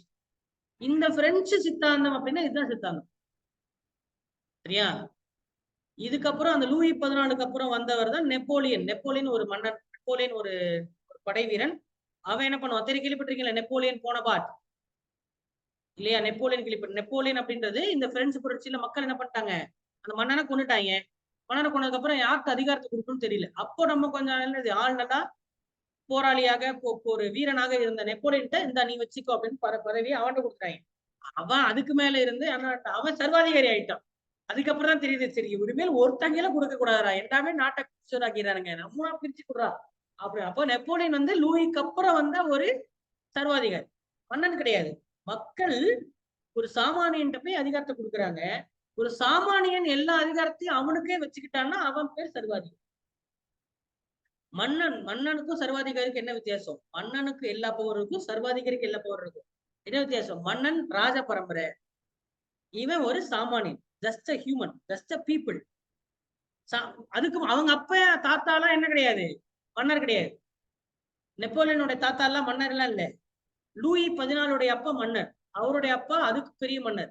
புரியுது? மன்னர் வகைரா லூயி, அதனால அவர் மன்னர்னு சொல்றோம். மன்னருக்கு எல்லா அதிகாரமும் இருக்கும். மன்னர் நினைச்சா சட்டத்தை மாத்தலாம், சட்டத்தை பாதுகாக்கலாம். சர்வாதிகாரம் தான் அவரும், சர்வத்தையும் அதிகாரம் செய்வார். ஆனா மொனார்கி மன்னராட்சியும் சர்வாதிகாரிக்கும் இருக்கக்கூடிய வித்தியாசம் என்ன? ஒரே வித்தியாசம் தான். அவர் மன்னர் பரம்பரை, இவர் மன்னர் பரம்பரை இல்ல. நான் சொல்றது விளங்குதா? ஆமா, சரி. சோ இப்ப மறுபடியும் இங்க கதைக்கு வருவோம். எங்க நம்ம ஸ்கூல் வாத்தியாரான டெராசியோக்கு வருவோம். டெராசியோ என்ன பண்ணாரு? பிரெஞ்சு சித்தாந்தத்தால் ஈர்க்கப்பட்டு அவருடைய ஸ்கூல்ல பாடம் நடத்தப்படாதுன்னு சொன்னா என்ன பண்ணிருக்காரு? பாடம் நடத்துறது இல்லாம எக்ஸ்ட்ரா கிளாஸஸ்ல எல்லாரும் சமம், சரியா, சமத்துவம், சகோதரத்துவம். பிரெஞ்சு சித்தாந்தத்தை ஈர்க்கப்பட்டா என்னத்தை சொல்லி கொடுப்பாரு? எல்லாரும் வேற வேற, பிறப்பால் வேறுபடுகிறோம் நம்ம, சரியா, இந்த இதுல பிறந்தா வேலை, இது பிறந்தா கீழே, ஆளும் இருக்கும் அப்படின்னா சொல்லி கொடுத்துருப்பான். என்ன பண்ணிருப்பார் ஹென்றி? எல்லாரும் சமம்னு சொல்லி கொடுத்திருப்பாரு. அப்படிப்பட்ட அவருடைய விழுதுகளான அந்த ஸ்கூல் பிள்ளைங்க எல்லாம் பெரிய போராட்டமா மாறினதுதான் என்னது? இளம் வங்காள இயக்கம், யூத்துங்க. அதனால இளம் வங்காளன்னு சொல்லுவோம். அது மட்டும் இல்ல, நவீன இந்தியாவின் முதல் தேசிய புலவர் இவர்தான். First nationalist poet of modern India. இவர் ஒரு புலவர், தேசிய புலவர். அந்த காலத்திலேயே இந்தியா என்ற தேசத்துக்காக பேசியிருக்கிறார். இப்ப பாருங்க, இப்ப தேசியம் உருவாயிருக்கு, கொஞ்சம் கொஞ்சமா உருவாகுது, ஒவ்வொருத்தர் பேச ஆரம்பிக்கிறாங்க. இந்தியான்னு ஒரு நாடு இருக்கு, அந்த நாட்டுக்காக போராடுன்றத பேச்சு வருது. அப்ப நவீன இந்தியாவின் முதல் தேசிய கவி யாரு? தேசக்கவி. இந்தியாவின் முதல் தேசக்கவி யாருங்க? நினைச்சே பாக்கலையா? இவர் தான், ஹென்றி விவியன் டெரோசியோ தான். இவர் வெள்ளக்காரர் கிடையாதுங்க, இவர் ஆங்கிலோ இந்தியன். ஆங்கிலோ இந்தியன் என்ன? ஆங்கிலோ இந்தியன் என்ன? இந்தியர் தான் இவரும், சரியா? இல்ல, ஆங்கிலோ இந்தியன் என்னன்னு தெரியாதா? சரி சரி, சொல்லு, பரவாயில்ல. ஆங்கிலோ இந்தியன்னா இந்த வெள்ளாவி வெளுத்தாங்களான்னு ஒரு பாட்டு வரும்ல, வெள்ளாவி வச்சு வெளுத்தாங்களா, உன்னை வெயிலுக்கு காட்டாம வளர்த்தாங்களான்ட்டு. அந்த பாட்டுல அந்த ஹீரோயின் வந்து ஆங்கிலோ இந்தியன். ஆங்கிலோ இந்தியன் என்ன? சி, இந்தியாவில வந்து பல வருஷமா வெள்ளக்காரன் தானா, வெள்ளக்காரன், போர்ச்சுகீஸ், டச்சு, டானிஷ் இருந்தாங்களே. அப்போ இங்க இருந்த அந்த ஐரோப்பியர்கள் இந்திய பெண்களை திருமணம் செஞ்சுப்பாங்க, சரியா? இந்திய பெண்களை திருமணம் செஞ்சுப்பாங்க. அப்போ பிறக்கக்கூடிய குழந்தைகள் இருக்காங்களே, அது ஆணோ பொண்ணோ, அது அந்த குழந்தைகள் பாதி இந்தியன் பாதி ஐரோப்பியன், கரெக்டா? அவன் நல்லா வெள்ளை வெள்ளைன்னு தான் இருப்பான், சரியா, பார்க்க வெள்ளைக்காரமா இருப்பான், ஆனா வெள்ளைக்காரன் கிடையாது. யாரு? அவன் இந்தியன். அவன் ஐரோப்பாவுக்கே போயிருக்க மாட்டான், ஆனா பார்க்க வெள்ளைக்காரமா இருப்பான். உங்களுக்கு புரியுதா? என்ன மொழி பேசுவான்? அவன் தந்தை மொழி என்ன? பிரெஞ்சோ, டச்சோ, பிரிட்டிஷோ, எதோ வேணா இருக்கலாம். அப்பா என்னவா இருந்தாரு? போர்ச்சுகீஸ் கூட இருக்கலாம். இப்ப கோவால இருக்கிறவங்க எல்லாம் இப்ப இருக்காங்க. இப்ப பாண்டிச்சேரி இருக்கிறவங்க ஆங்கிலோ இந்தியன்ஸ் தான். அவங்களுடைய தாத்தாவோட தாத்தா என்னவா இருந்திருப்பாரு? பிரெஞ்சு, அங்கிருந்து வந்து இருந்திருப்பாரு, இங்க வாழ்ந்திருப்பாரு, ஒரு இந்திய பெண்ணை கட்டியிருப்பாரு. அதுக்கப்புறம் அவங்க ஃபுல்லா பார்க்க வெள்ளக்கார மாதிரி இருப்பாங்க. அவனை போய் வெள்ளக்கார மாதிரி, ஹாய் போய் வாழ டீ, அண்ணா 2 டீ சொல்லுங்கன்னு தமிழ்ல பேசுவான். சைக்கிள்ல ஓட்டிட்டு போயிட்டு டீ வச்சுட்டு ஓட்டிட்டு போயிருப்பான். பார்க்கணும் வெள்ளக்காரமா இருப்பான். உங்களுக்கு புரியுதானே இல்லை நான் சொல்றது? அதனால இப்ப கோவா, பாண்டிச்சேரி இந்த மாதிரி இடங்கள்ல வெள்ளக்கார இந்தியர்கள், அதனாலதான் ஆங்கிலேய இந்தியர்கள், ஆங்கிலோ இந்தியர்கள் தமிழ்ல, இங்கிலீஷ்ல ஆங்கிலோ இந்தியன்ஸ். அவன் இந்தியன் தான், பேரு வெள்ளக்கார மாதிரி வச்சிருப்பான், கலாச்சாரம் எல்லாமே வெள்ளக்கார மாதிரி வச்சிருப்பான். இது தெரியாதுங்களா உங்களுக்கு? பரவாயில்ல, தெரிஞ்சு அதுதானே வந்திருக்கீங்க. அப்ப இவர் ஒரு ஆங்கிலோ இந்தியன், வெள்ளக்கார இந்தியர்கள். அது மாதிரி நிறைய பேர் இருக்கிறாங்க, ஆங்கிலோ இந்தியர்கள், ஆங்கிலோ இந்தியன்ஸ், சரியா? கோவா ஃபுல்லாவே ஆங்கிலோ இந்தியன்ஸ் தான். அது பண்ணீங்கன்னா வெளிநாடா இது, நான் வந்து இப்ப இந்தியாவா வெளிநாடா அப்படின்ற அளவு நாங்க வளர்த்துருக்கோம் கோவா, சரியா? கல்ச்சரே வேற. பாண்டிச்சேரி அப்படித்தான், கல்ச்சரே கலாச்சாரமே வேற. அங்க இருக்கக்கூடிய வீடுகள்லாம் எப்படி கட்டுவாங்க? பிரெஞ்சு நாட்டு வீடுகள், பிரெஞ்சு நாட்டு பாரிஸ்ல எப்படி வீடு இருக்குமோ அந்த மாதிரிதான் பாண்டிச்சேரியில வீடு இருக்கும். போர்ச்சுகல்ல எப்படி வீடு இருக்குமோ அந்த மாதிரிதான் கோவால இருக்கும். ஏன்னா அது ஒரு போர்ச்சுகீஸ் காலனியா இருந்தது. புரியுதா நான் சொல்றது? அந்த மாதிரி நம்மால் ஹென்றி விவியன் டெரோசியோ வேற வெள்ளக்காரன் கிடையாது, இந்தியன் தான், ஆங்கிலோ இந்தியன். முதல் தேச கவி அவர் தான். சோ இப்படி பேசிட்டு இருந்தா காலேஜ்ல தம்பி கிளாஸ் எடுத்துப்பான்னு விடுவாங்களா, இல்ல காலேஜ் துரத்தி விட்டுருவாங்களா? துரத்தி விட்டுருவாங்க, சரியா, துரத்தி விட்டுருவாங்க. அதுக்கப்புறம் மக்கள்கிட்ட போறாரு, பெரிய பிரச்சனை ஆகுது. இருந்தாலும் அந்த காலத்துல இவருடைய சித்தாந்தங்கள்லாம் ரொம்ப இயர்லி, 1830கள்லாம் இந்த மாதிரி பேசினா அது ஒன்றும் வேலைக்கு ஆகாது, சரியா? அதனால வந்து இவருடைய பெரிய தாக்கத்தை கொண்டு வரல. இருந்தாலும் முதல்ல ஒருத்தன் பேசணும்ல. அதுதான் காலப்போக்கில் என்ன மாறும். முதல்ல விதை போடணும், போட்டோன்னே ஆலமரம் வந்துருமா? சரி, அடுத்த ஆள் ஈஸ்வர் சந்திர வித்யாசாகர். 3வது ஆள் போறோம். ஈஸ்வர் சந்திர வித்யாசாகர்.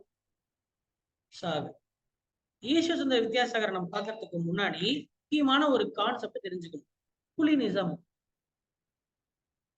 குலினிசம், குலின் அப்படின்றது ஒரு சாதி பேர். சரியா? குலின்னா என்ன? அது ஒரு சாதி. அது வந்து ஒரு உயர் சாதி. எங்க இருக்குன்னா நீங்க கேள்விப்பட்டிருக்க மாட்டீங்க, ஏன்னா அது இங்க இல்ல, அது வங்காளத்துல இருக்கு. சரியா? வங்காளத்துடைய உயர் சாதி.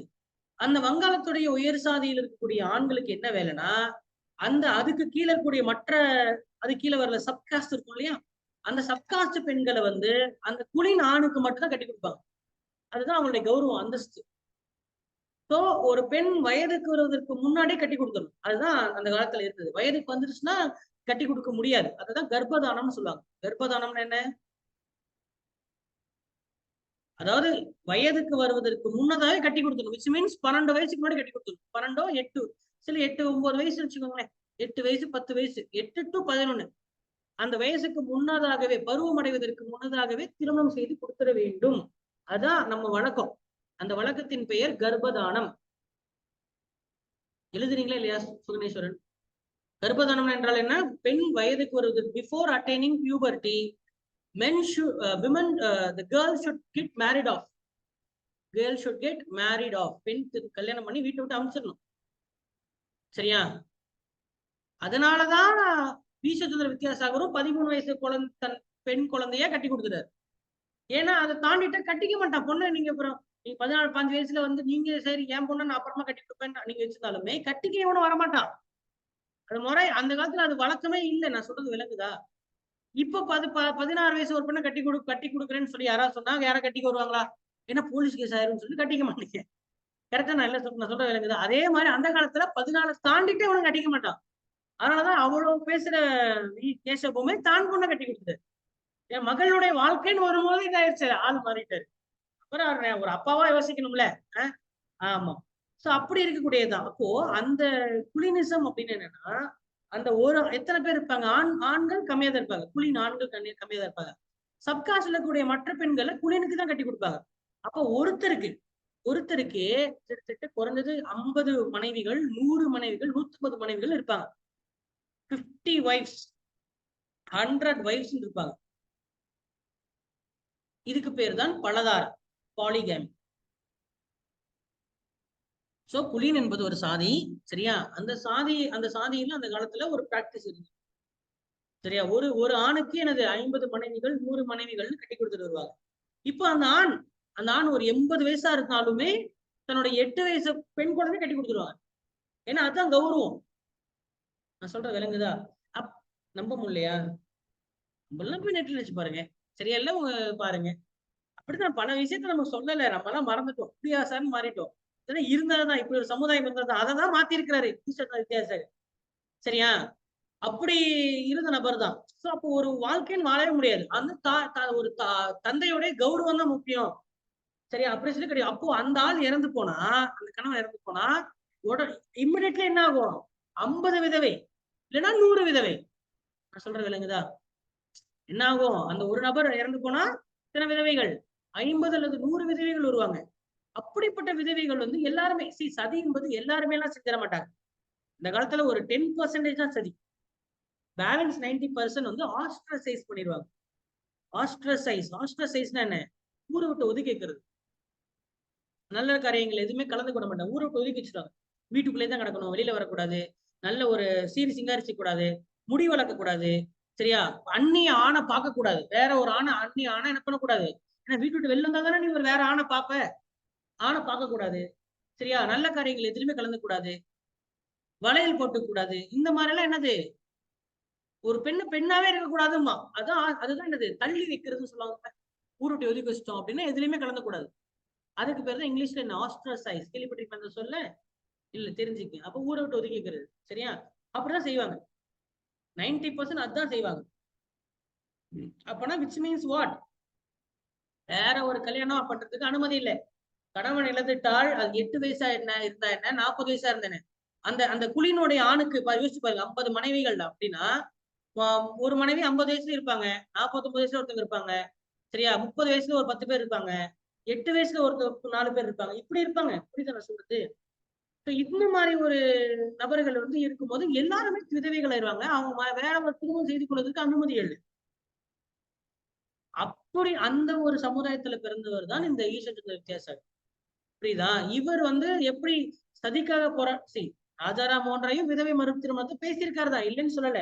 இருந்தாலும் அந்த விதவை மறு திருமணம்ங்கிற கான்செப்டுக்கு முக்கிய காரணம் அச்சாணி, முக்கிய புள்ளி, பைவட்டல் ரோல் செய்தது யாரு? பைவட்டல்னா முக்கிய பங்கு வகித்தவர் அர்த்தம். பைவட்டல் ரோல் யாருன்னா நம்ம ஈஸ்வரச்சந்திர வித்யாசாகர் தான்.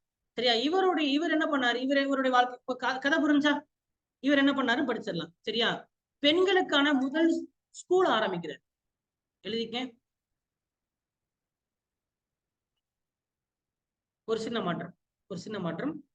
பெண்களுக்கான முதல் ஸ்கூல் ஆரம்பிக்கப்பட்டது சாவித்திரிபாய் புலே என்பவரால். எழுதிக்க. 1848 பூனேல பெண்களுக்கான முதல் பள்ளி சாவித்திரிபாய் புலே என்பவராலும் ஃபாத்திமா பேகம் என்பவராலும் 2 பேரால ஆரம்பிக்கப்படுகிறது. சாவித்திரிபாய் புலே மற்றும் ஃபாத்திமா பேகம் இவங்க 2 பேரால முதல் பெண் கல்வி நிலையம் ஜனவரி 1, 1848 எங்க ஆரம்பிக்கப்படுகிறது? பூனேயில் ஆரம்பிக்கப்படுகிறது.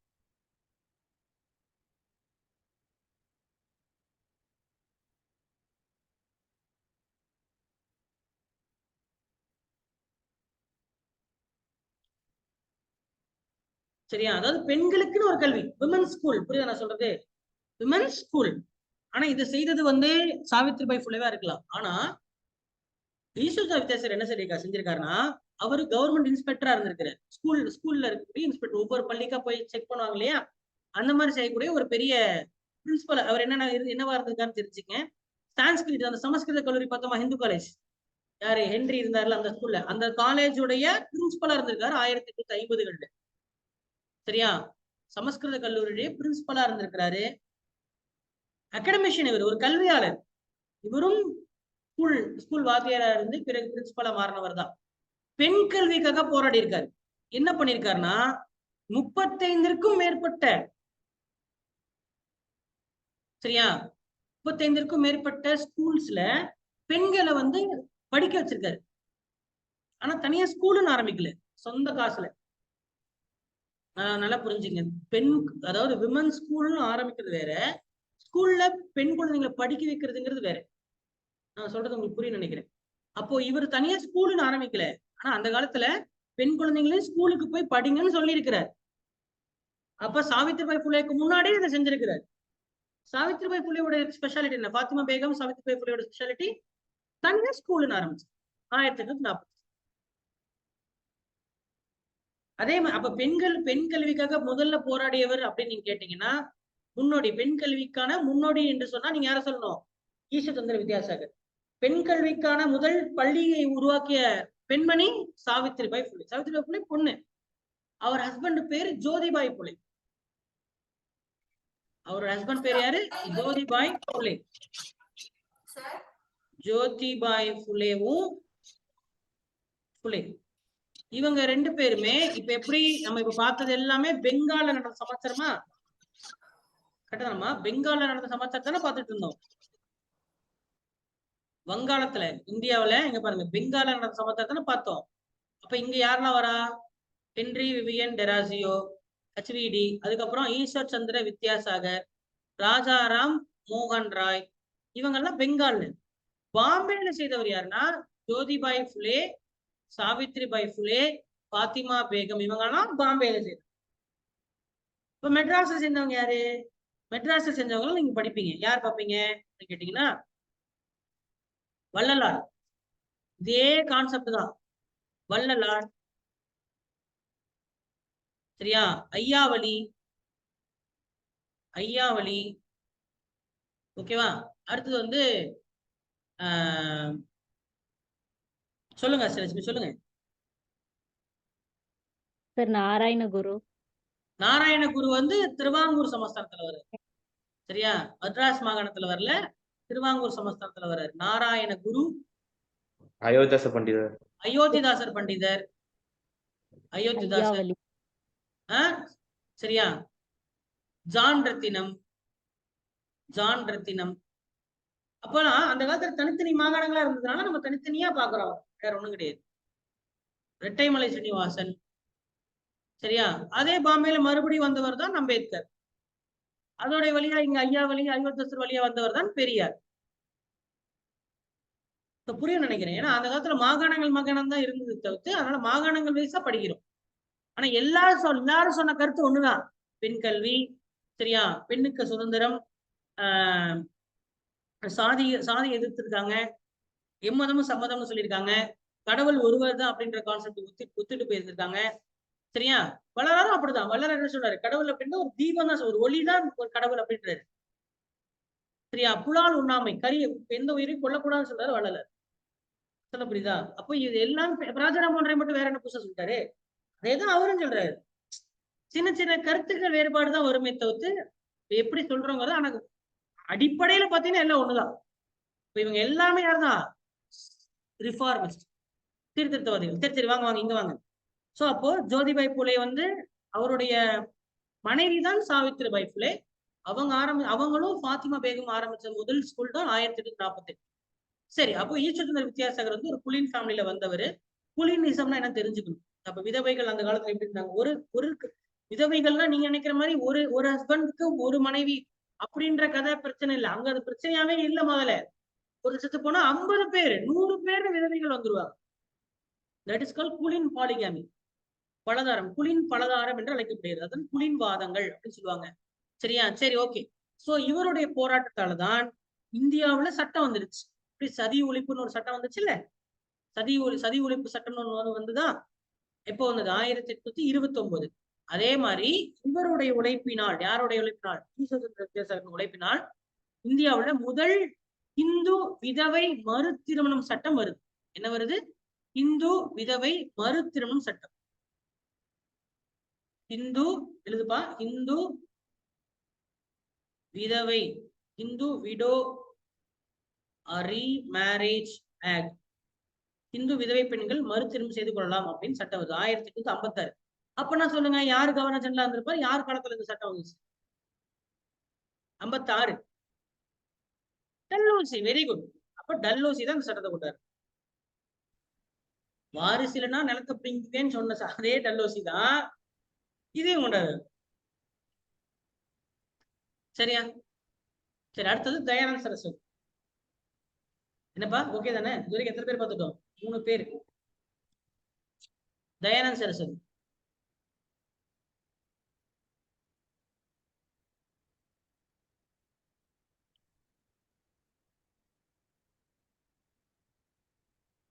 கஷ்டமா இருக்கா?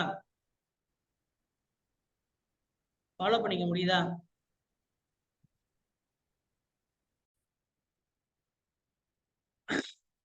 ஆரிய சமாஜம் 7 ஏப்ரல் 1875 ஆண்டு ஆரிய சமாஜம் என்கின்ற அமைப்பை தயானந்த சரஸ்வதி தோற்றுவிக்கிறார். சமாஜம்னா உங்களுக்கு தெரியும், சமாஜம்னா அமைப்பு. பிரம்ம சமாஜம்னா கடவுள் அமைப்பு. அது என்ன ஆரிய சமாஜம்? ஆரியர்கள்லாம் யாரு?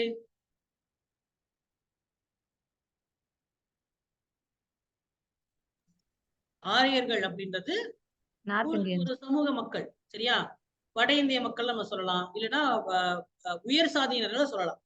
சரியா? அவங்க தங்களவே அடையாளப்படுத்தி கொண்ட சொல் ஆரியர்கள். சோ இந்தியாவே எப்படி பிரியுது அப்படின்னா, இந்தியாவே எத்னிக்கலா, அதாவது மரபு ரீதியாவும் டிஎன்ஏ வைஸாவே எப்படி பிரியுதுன்னா, ஆரியர்கள் திராவிடர்கள் தான் பிரியுது. எப்படி பிரியுது? வட இந்தியானா ஆரியர்கள், தென்னிந்தியானா திராவிடர்கள். சரியா? அப்படி பிரிக்கலாம். அப்படி இல்லைன்னா எப்படி பிரிக்கலாம்? சமஸ்கிருதம் தமிழ் அப்படி பிரிக்கலாமா? பிரிக்கலாம். இல்ல நார்த்து சவுத்துன்னு பிரிக்கலாமா? பிரிக்கலாம். இல்ல இப்படி பிரிக்கலாமா? நீர் நெருப்புன்னு பிரிக்கலாமா? பிரிக்கலாம்.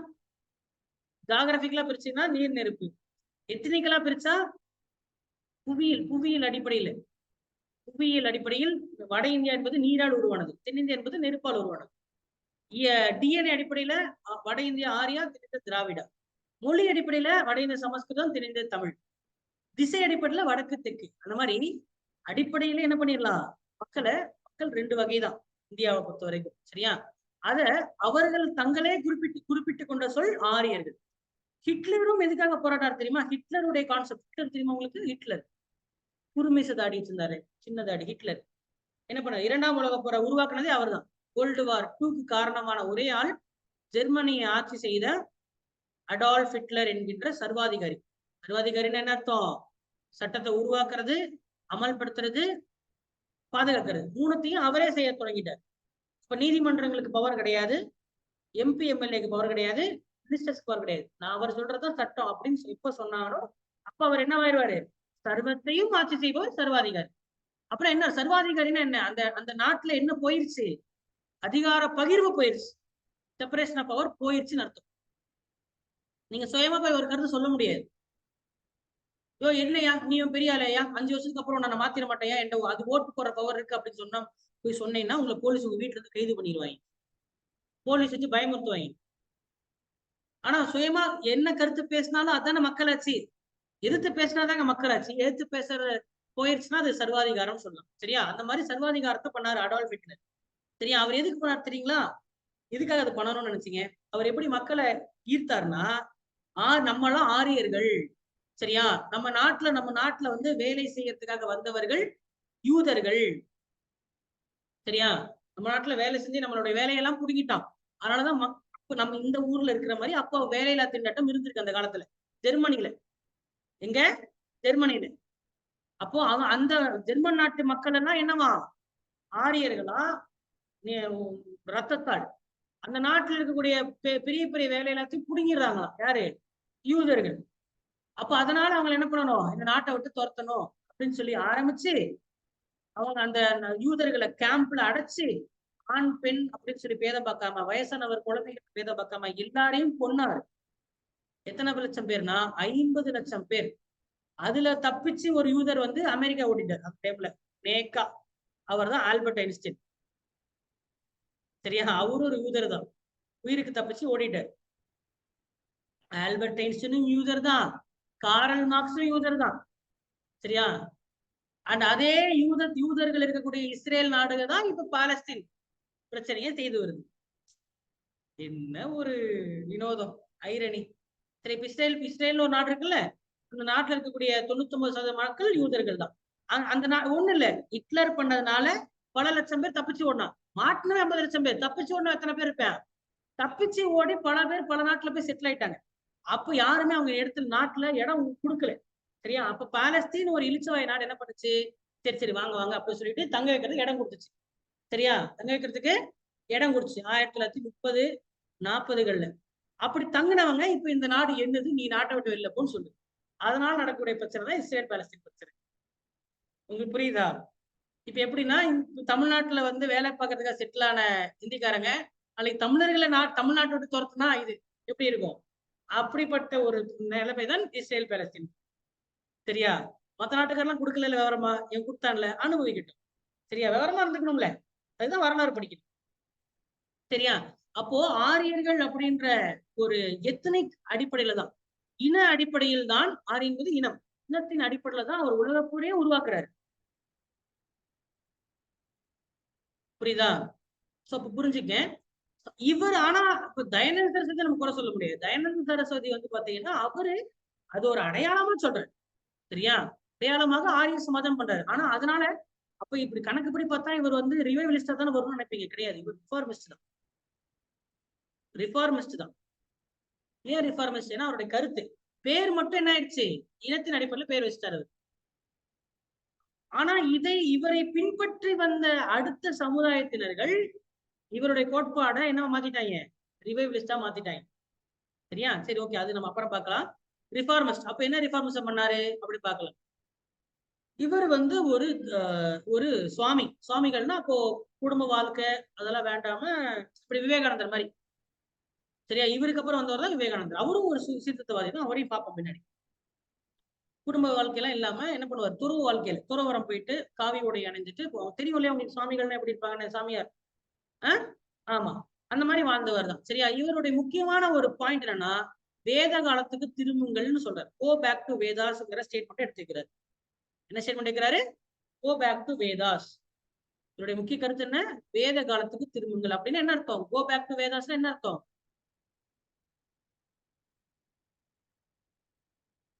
அப்படின்னு என்னங்க அர்த்தம்? வேதகால முறைய ஃபாலோ பண்ணுங்க. அப்படித்தானே இருக்கு. அதான் இல்ல என்னன்னா, நீங்க ராஜாராம் மோகன் ஃபாலோ பண்ணீங்கன்னா தெரியும். ராஜாராம் மோகன் என்ன சொன்னாரு?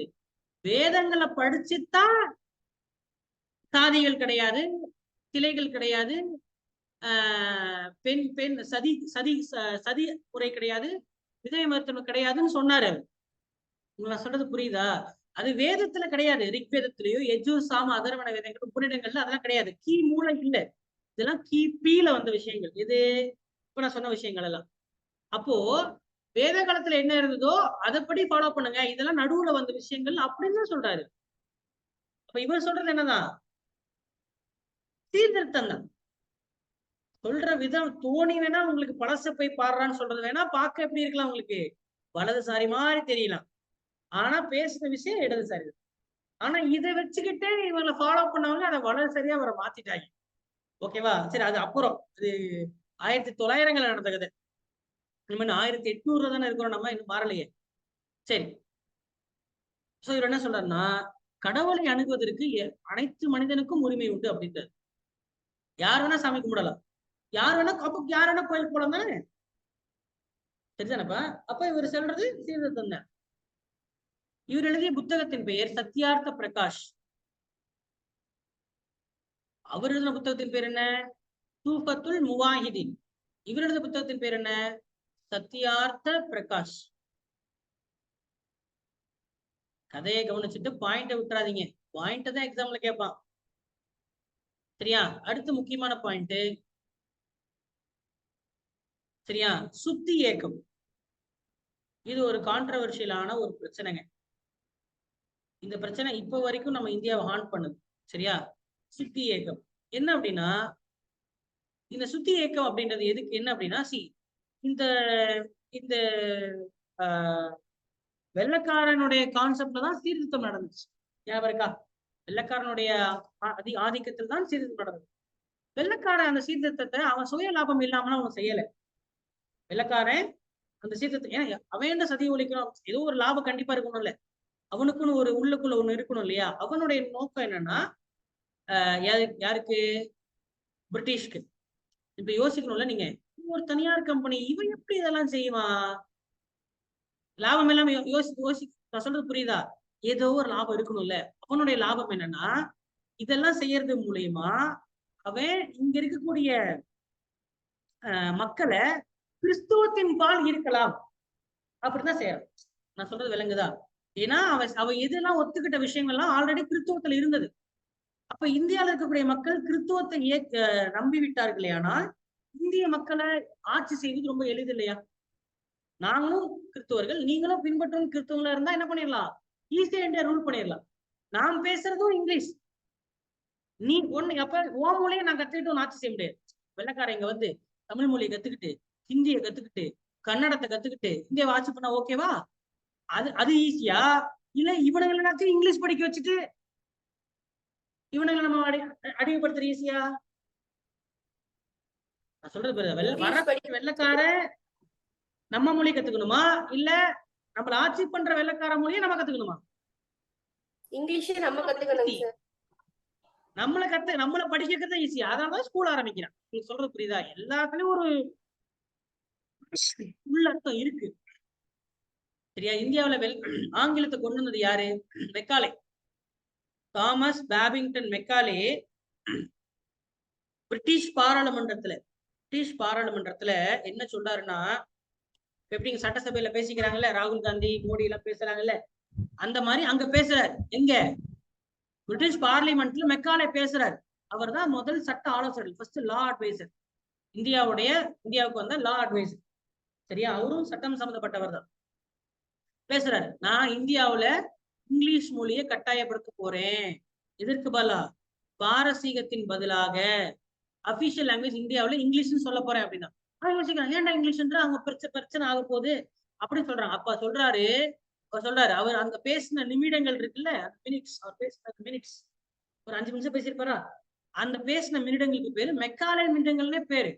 போன குரூப் 2 மெயின்ஸ்ல கேட்ட கொஸ்டின் இது, மெக்காலே மினிட். அதுக்கு பேர் என்ன? மெக்காலே மினிடங்கள் என்று பேர்.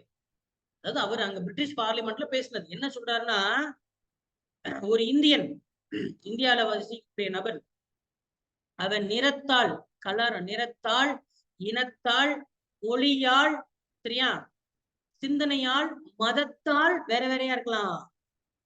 நல்லா புரிஞ்சுக்கணும். அவன் கலர்ல, நிறத்தால், கலர், சரியா, உடையால், ட்ரெஸ், சிந்தனை, தாட்ஸ், மதம், ரிலீஜியன், இது எல்லாத்துலயும் வேற வேறையா இருக்கலாம். இவனை எப்படி வேற வேறையா, வேற வேற நிறத்துல, வேற வேற மொழிய, வேற வேற மதத்தை, வேற வேற சாமியை கும்பிடுறான், அவனை எப்படி நீ ஆட்சி பண்றது? கஷ்டம் இல்ல. ஆனா இவன் நம்மகிட்ட ஒரு பிரம்மாஸ்திரம் இருக்கு. என்னது? இவனை எல்லாத்தையுமே இங்கிலீஷ படிக்க வச்சுட்டா அந்த மொழியை வச்சு நம்ம இவங்களை ஈஸியா வின் பண்ணிடலாம் அப்படின்றாரு. அதான் மெக்காலே மினிட். மக்கள் என்னதான் இப்ப நான் இங்கிலீஷ கொண்டு வருவேன், இங்கிலீஷ கொண்டு வர்றது மூலியம், இது எங்க பேசுறாரு அவரு? 1830 பிரிட்டிஷ் பாராளுமன்றத்துல அவருடைய என்ன மனசுல இருக்கு, நம்மளெல்லாம் ஈஸியா ரூல் பண்றதுக்காக தான் அவர் இங்கிலீஷ் கொண்டு வர்றாரு. அதுக்கப்புறம் இப்படி நான் கொண்டு வந்தா காலப்போக்குல நான் ஆங்கிலம்ங்கிற ஒரு மொழியை கொண்டு வரது மூலியமா நாளைக்கு அவன் சிந்தனையும் ஆங்கிலேயன் போல யோசிப்பான், உடையும் ஆங்கில போல யோசிப்பான், மதத்தாலும் ஆங்கிலம் பேசக்கூடிய மதத்துக்கு மாறுவான். அப்படி கொண்டாரு. மாறிட்டோம்ல. இங்க பாருங்க, ட்ரெஸ் எப்படி போட்டிருக்கீங்க, தாடி வருது நம்ம வழக்கம், விட்டா வீட்டுல திட்டுவாங்க, தாடி அப்படின்னா சேவ் பண்ண சொல்றாங்களப்பா, சேவ் பண்றது நம்ம வழக்கம். அந்த காலத்துல ஒவ்வொருத்தரும் சேவ் பண்ணிட்டு தானே. ராஜராஜ சோழன் சேவ் பண்ணிட்டு இருப்பாரா, தாடி விட்டுருப்பாரா? திருவள்ளுவர் சேவ் பண்ணிட்டு இருந்தாரு, தாடி விட்டுருக்காரா? பாருங்க. அப்போ நம்ம இப்ப பாருங்க, யோசிச்சு நம்ம சிந்தனையில படிக்கிறது என்ன படிக்கிறோம், என்ன எழுதிட்டு இருக்கோம்? இது எல்லாத்துக்கும் காரணம் யாரு? அவர் பிளான் பண்ணதை நடத்திட்டாரு, சரியா? ஆனா அதுல ட்விஸ்ட் என்ன போச்சுன்னா, இதெல்லாம் செஞ்சது அவங்க இப்படி எல்லாம் செய்யறது மூலியமா நம்ம இந்தியர்களை ஈஸியா ஆட்சி பண்ணிடலாம் நினைச்சாரு. ஆனா அங்க நம்ம அவங்களுக்கு வச்ச ட்விஸ்ட். இதெல்லாம் கத்துக்கிட்டு சமூக சீர்திருத்தத்தை செஞ்சுட்டு அவங்க குத்திவிட்டோம். அந்த ஆங்கிலத்தையே பயன்படுத்தி அவன் காலேஜ்லயே நாங்க டிகிரி முடிச்சு, நீங்களே தம்பி வீட்டை விட்டு வெளில போயிருக்க, வெள்ளையனே வெளியேறு நம்ம போராட்டம் பண்ணி, அதுதான் சொன்னேன், ஆங்கிலம் தான் வரப்பிரசாதம், ஆங்கிலம் தான் சாபமும் கூட. சாபம் வரம் ரெண்டும் ஆங்கிலம் தான். புரியல? புரிஞ்சுதா? English is both good as well as bad. அது சாபம் வரம் ரெண்டுமே. அதை கத்துக்கிட்டதுனாலதான் நம்ம அறிவியல் அப்படின்ற ஒரு விஷயத்துக்கு போகுது. பிசிக்ஸ், கெமிஸ்ட்ரி, பாட்னி, ஜுவாலஜி எப்படி இருந்துச்சு? இந்தியாவில கிடையாது. மெடிக்கல் கிடையாது, இருந்துச்சு, ஆனா சமஸ்கிருதத்துல இருந்துச்சு. அதை நம்ம கத்துக்க விடல. அப்ப எல்லாருக்கும் கல்வி, அனைவருக்கும் கல்வி, பெண்ணுக்கு அதிகாரம் அளித்தல், சமத்துவம், இதெல்லாம் வந்ததுக்கு காரணம் ஆங்கிலம். இந்தியாவுக்கு சுதந்திரம் கிடைச்சது ஆங்கிலம் தான், சமூக சித்தம் கிடைச்சது ஆங்கிலம் தான் காரணம், சரியா? ஆனா இதெல்லாம் அவன் ஏன் செஞ்சான்? நம்ம எல்லாத்தையும் நம்ம ஒரு கூட்டுக்குள்ள வச்சுலாம் அவன் நினைச்சு செஞ்சிருக்கான். அது அவனுக்கே ஆப்பா முடிஞ்சு போச்சு, அவ்வளவு, வேற ஒண்ணு. ஓகேவா? சரி, இப்போ அந்த காலத்துல பல பேர் கிறிஸ்துவ மதத்துக்கும் இஸ்லாம் மதத்துக்கும் மாறினாங்க. இந்தியாவுல கிறிஸ்துவ மதத்துக்கும் இஸ்லாம் மதத்துக்கும் மாறினாங்க, சரியா? அதுக்கு மாறுறதுக்கான காரணம் என்ன காரணமா இருக்கும்? ஒரே காரணம் என்னவா இருக்கும்?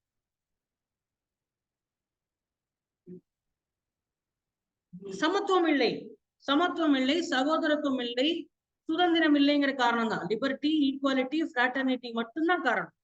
யாரால் சாதியால் தாழ்த்தப்பட்டிருந்தார்களோ, சரியா, யாரால் தீண்டாமை, யாரின் மீது தீண்டாமை சுமத்தப்பட்டதோ அவர்களால் தான் என்ன பண்ணிருப்பாங்க?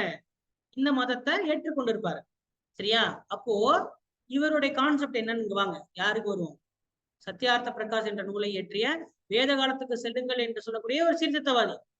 பார்ப்பதற்கு ஒரு புத்துயிர்வாதி மாதிரி தெரியலாம், ரிஃபார்மிஸ்ட் மாதிரி தெரியலாம், ரிவைவலிஸ்ட் மாதிரி தெரியலாம். ஆனா இவர் என்ன சொன்னா, சரி நீங்களாம் வேற இதுக்கு மாறி போயிட்டீங்க இல்லையா, நீங்களும் உங்களோட தாய் மதத்துக்கே திரும்புங்க. உங்களோட தாத்தா என்னவா இருந்திருப்பாரு, உங்களுடைய பாட்டு என்னவா இருந்திருப்பாரு, அவரும் ஒரு ஹிந்துவா தான் இருந்திருப்பாரு. அதனால நீங்களும் ஹிந்து மதத்துக்கே மாறுங்க அப்படின்னு சொல்லி கொண்ட இயக்கம் தான் சுத்தி இயக்கம். அதாவது இந்தியாவில் இருக்கக்கூடிய கிறிஸ்துவர்களும் முஸ்லிம்களும் தங்களுடைய தாய் மதத்துக்கே மாறுங்க அப்படின்னு சொல்லக்கூடிய இயக்கம் தான் சுத்தி இயக்கம். தாய் மதத்துக்கே மாறுங்கள், bring back those Hindus who had converted to Islam and Christianity. So இது ஒரு சர்ச்சைக்குரிய ஒரு இயக்கம் தான், சரியா, சுத்தி இயக்கம். அதே மாதிரி ஸ்கூல்கள், பள்ளிகள் ஆரம்பிக்கிறார், உலகம் ஃபுல்லா பள்ளிகள் ஆரம்பிக்கிறாரு, சரியா. அந்த பள்ளிகள் தான் இப்பொழுது DAV ஸ்கூல்ஸ் என்று அழைக்கப்படுகிறது. தயானந்த் ஆங்கிலோ வேதிக் ஸ்கூல், ரொம்ப ஃபேமஸான சென்னையில ஸ்கூல் இருக்கு, DAV ஸ்கூல்.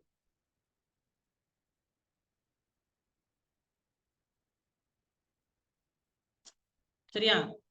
சோ அதான் சொன்னேன், இவர் செய்த விஷயங்கள் வந்து பாத்தீங்கன்னா ஆரம்பத்துல ரிஃபார்மிஸ்டா இருந்தாலும் இந்த காலப்போக்கில் என்ன மாறிடுச்சு.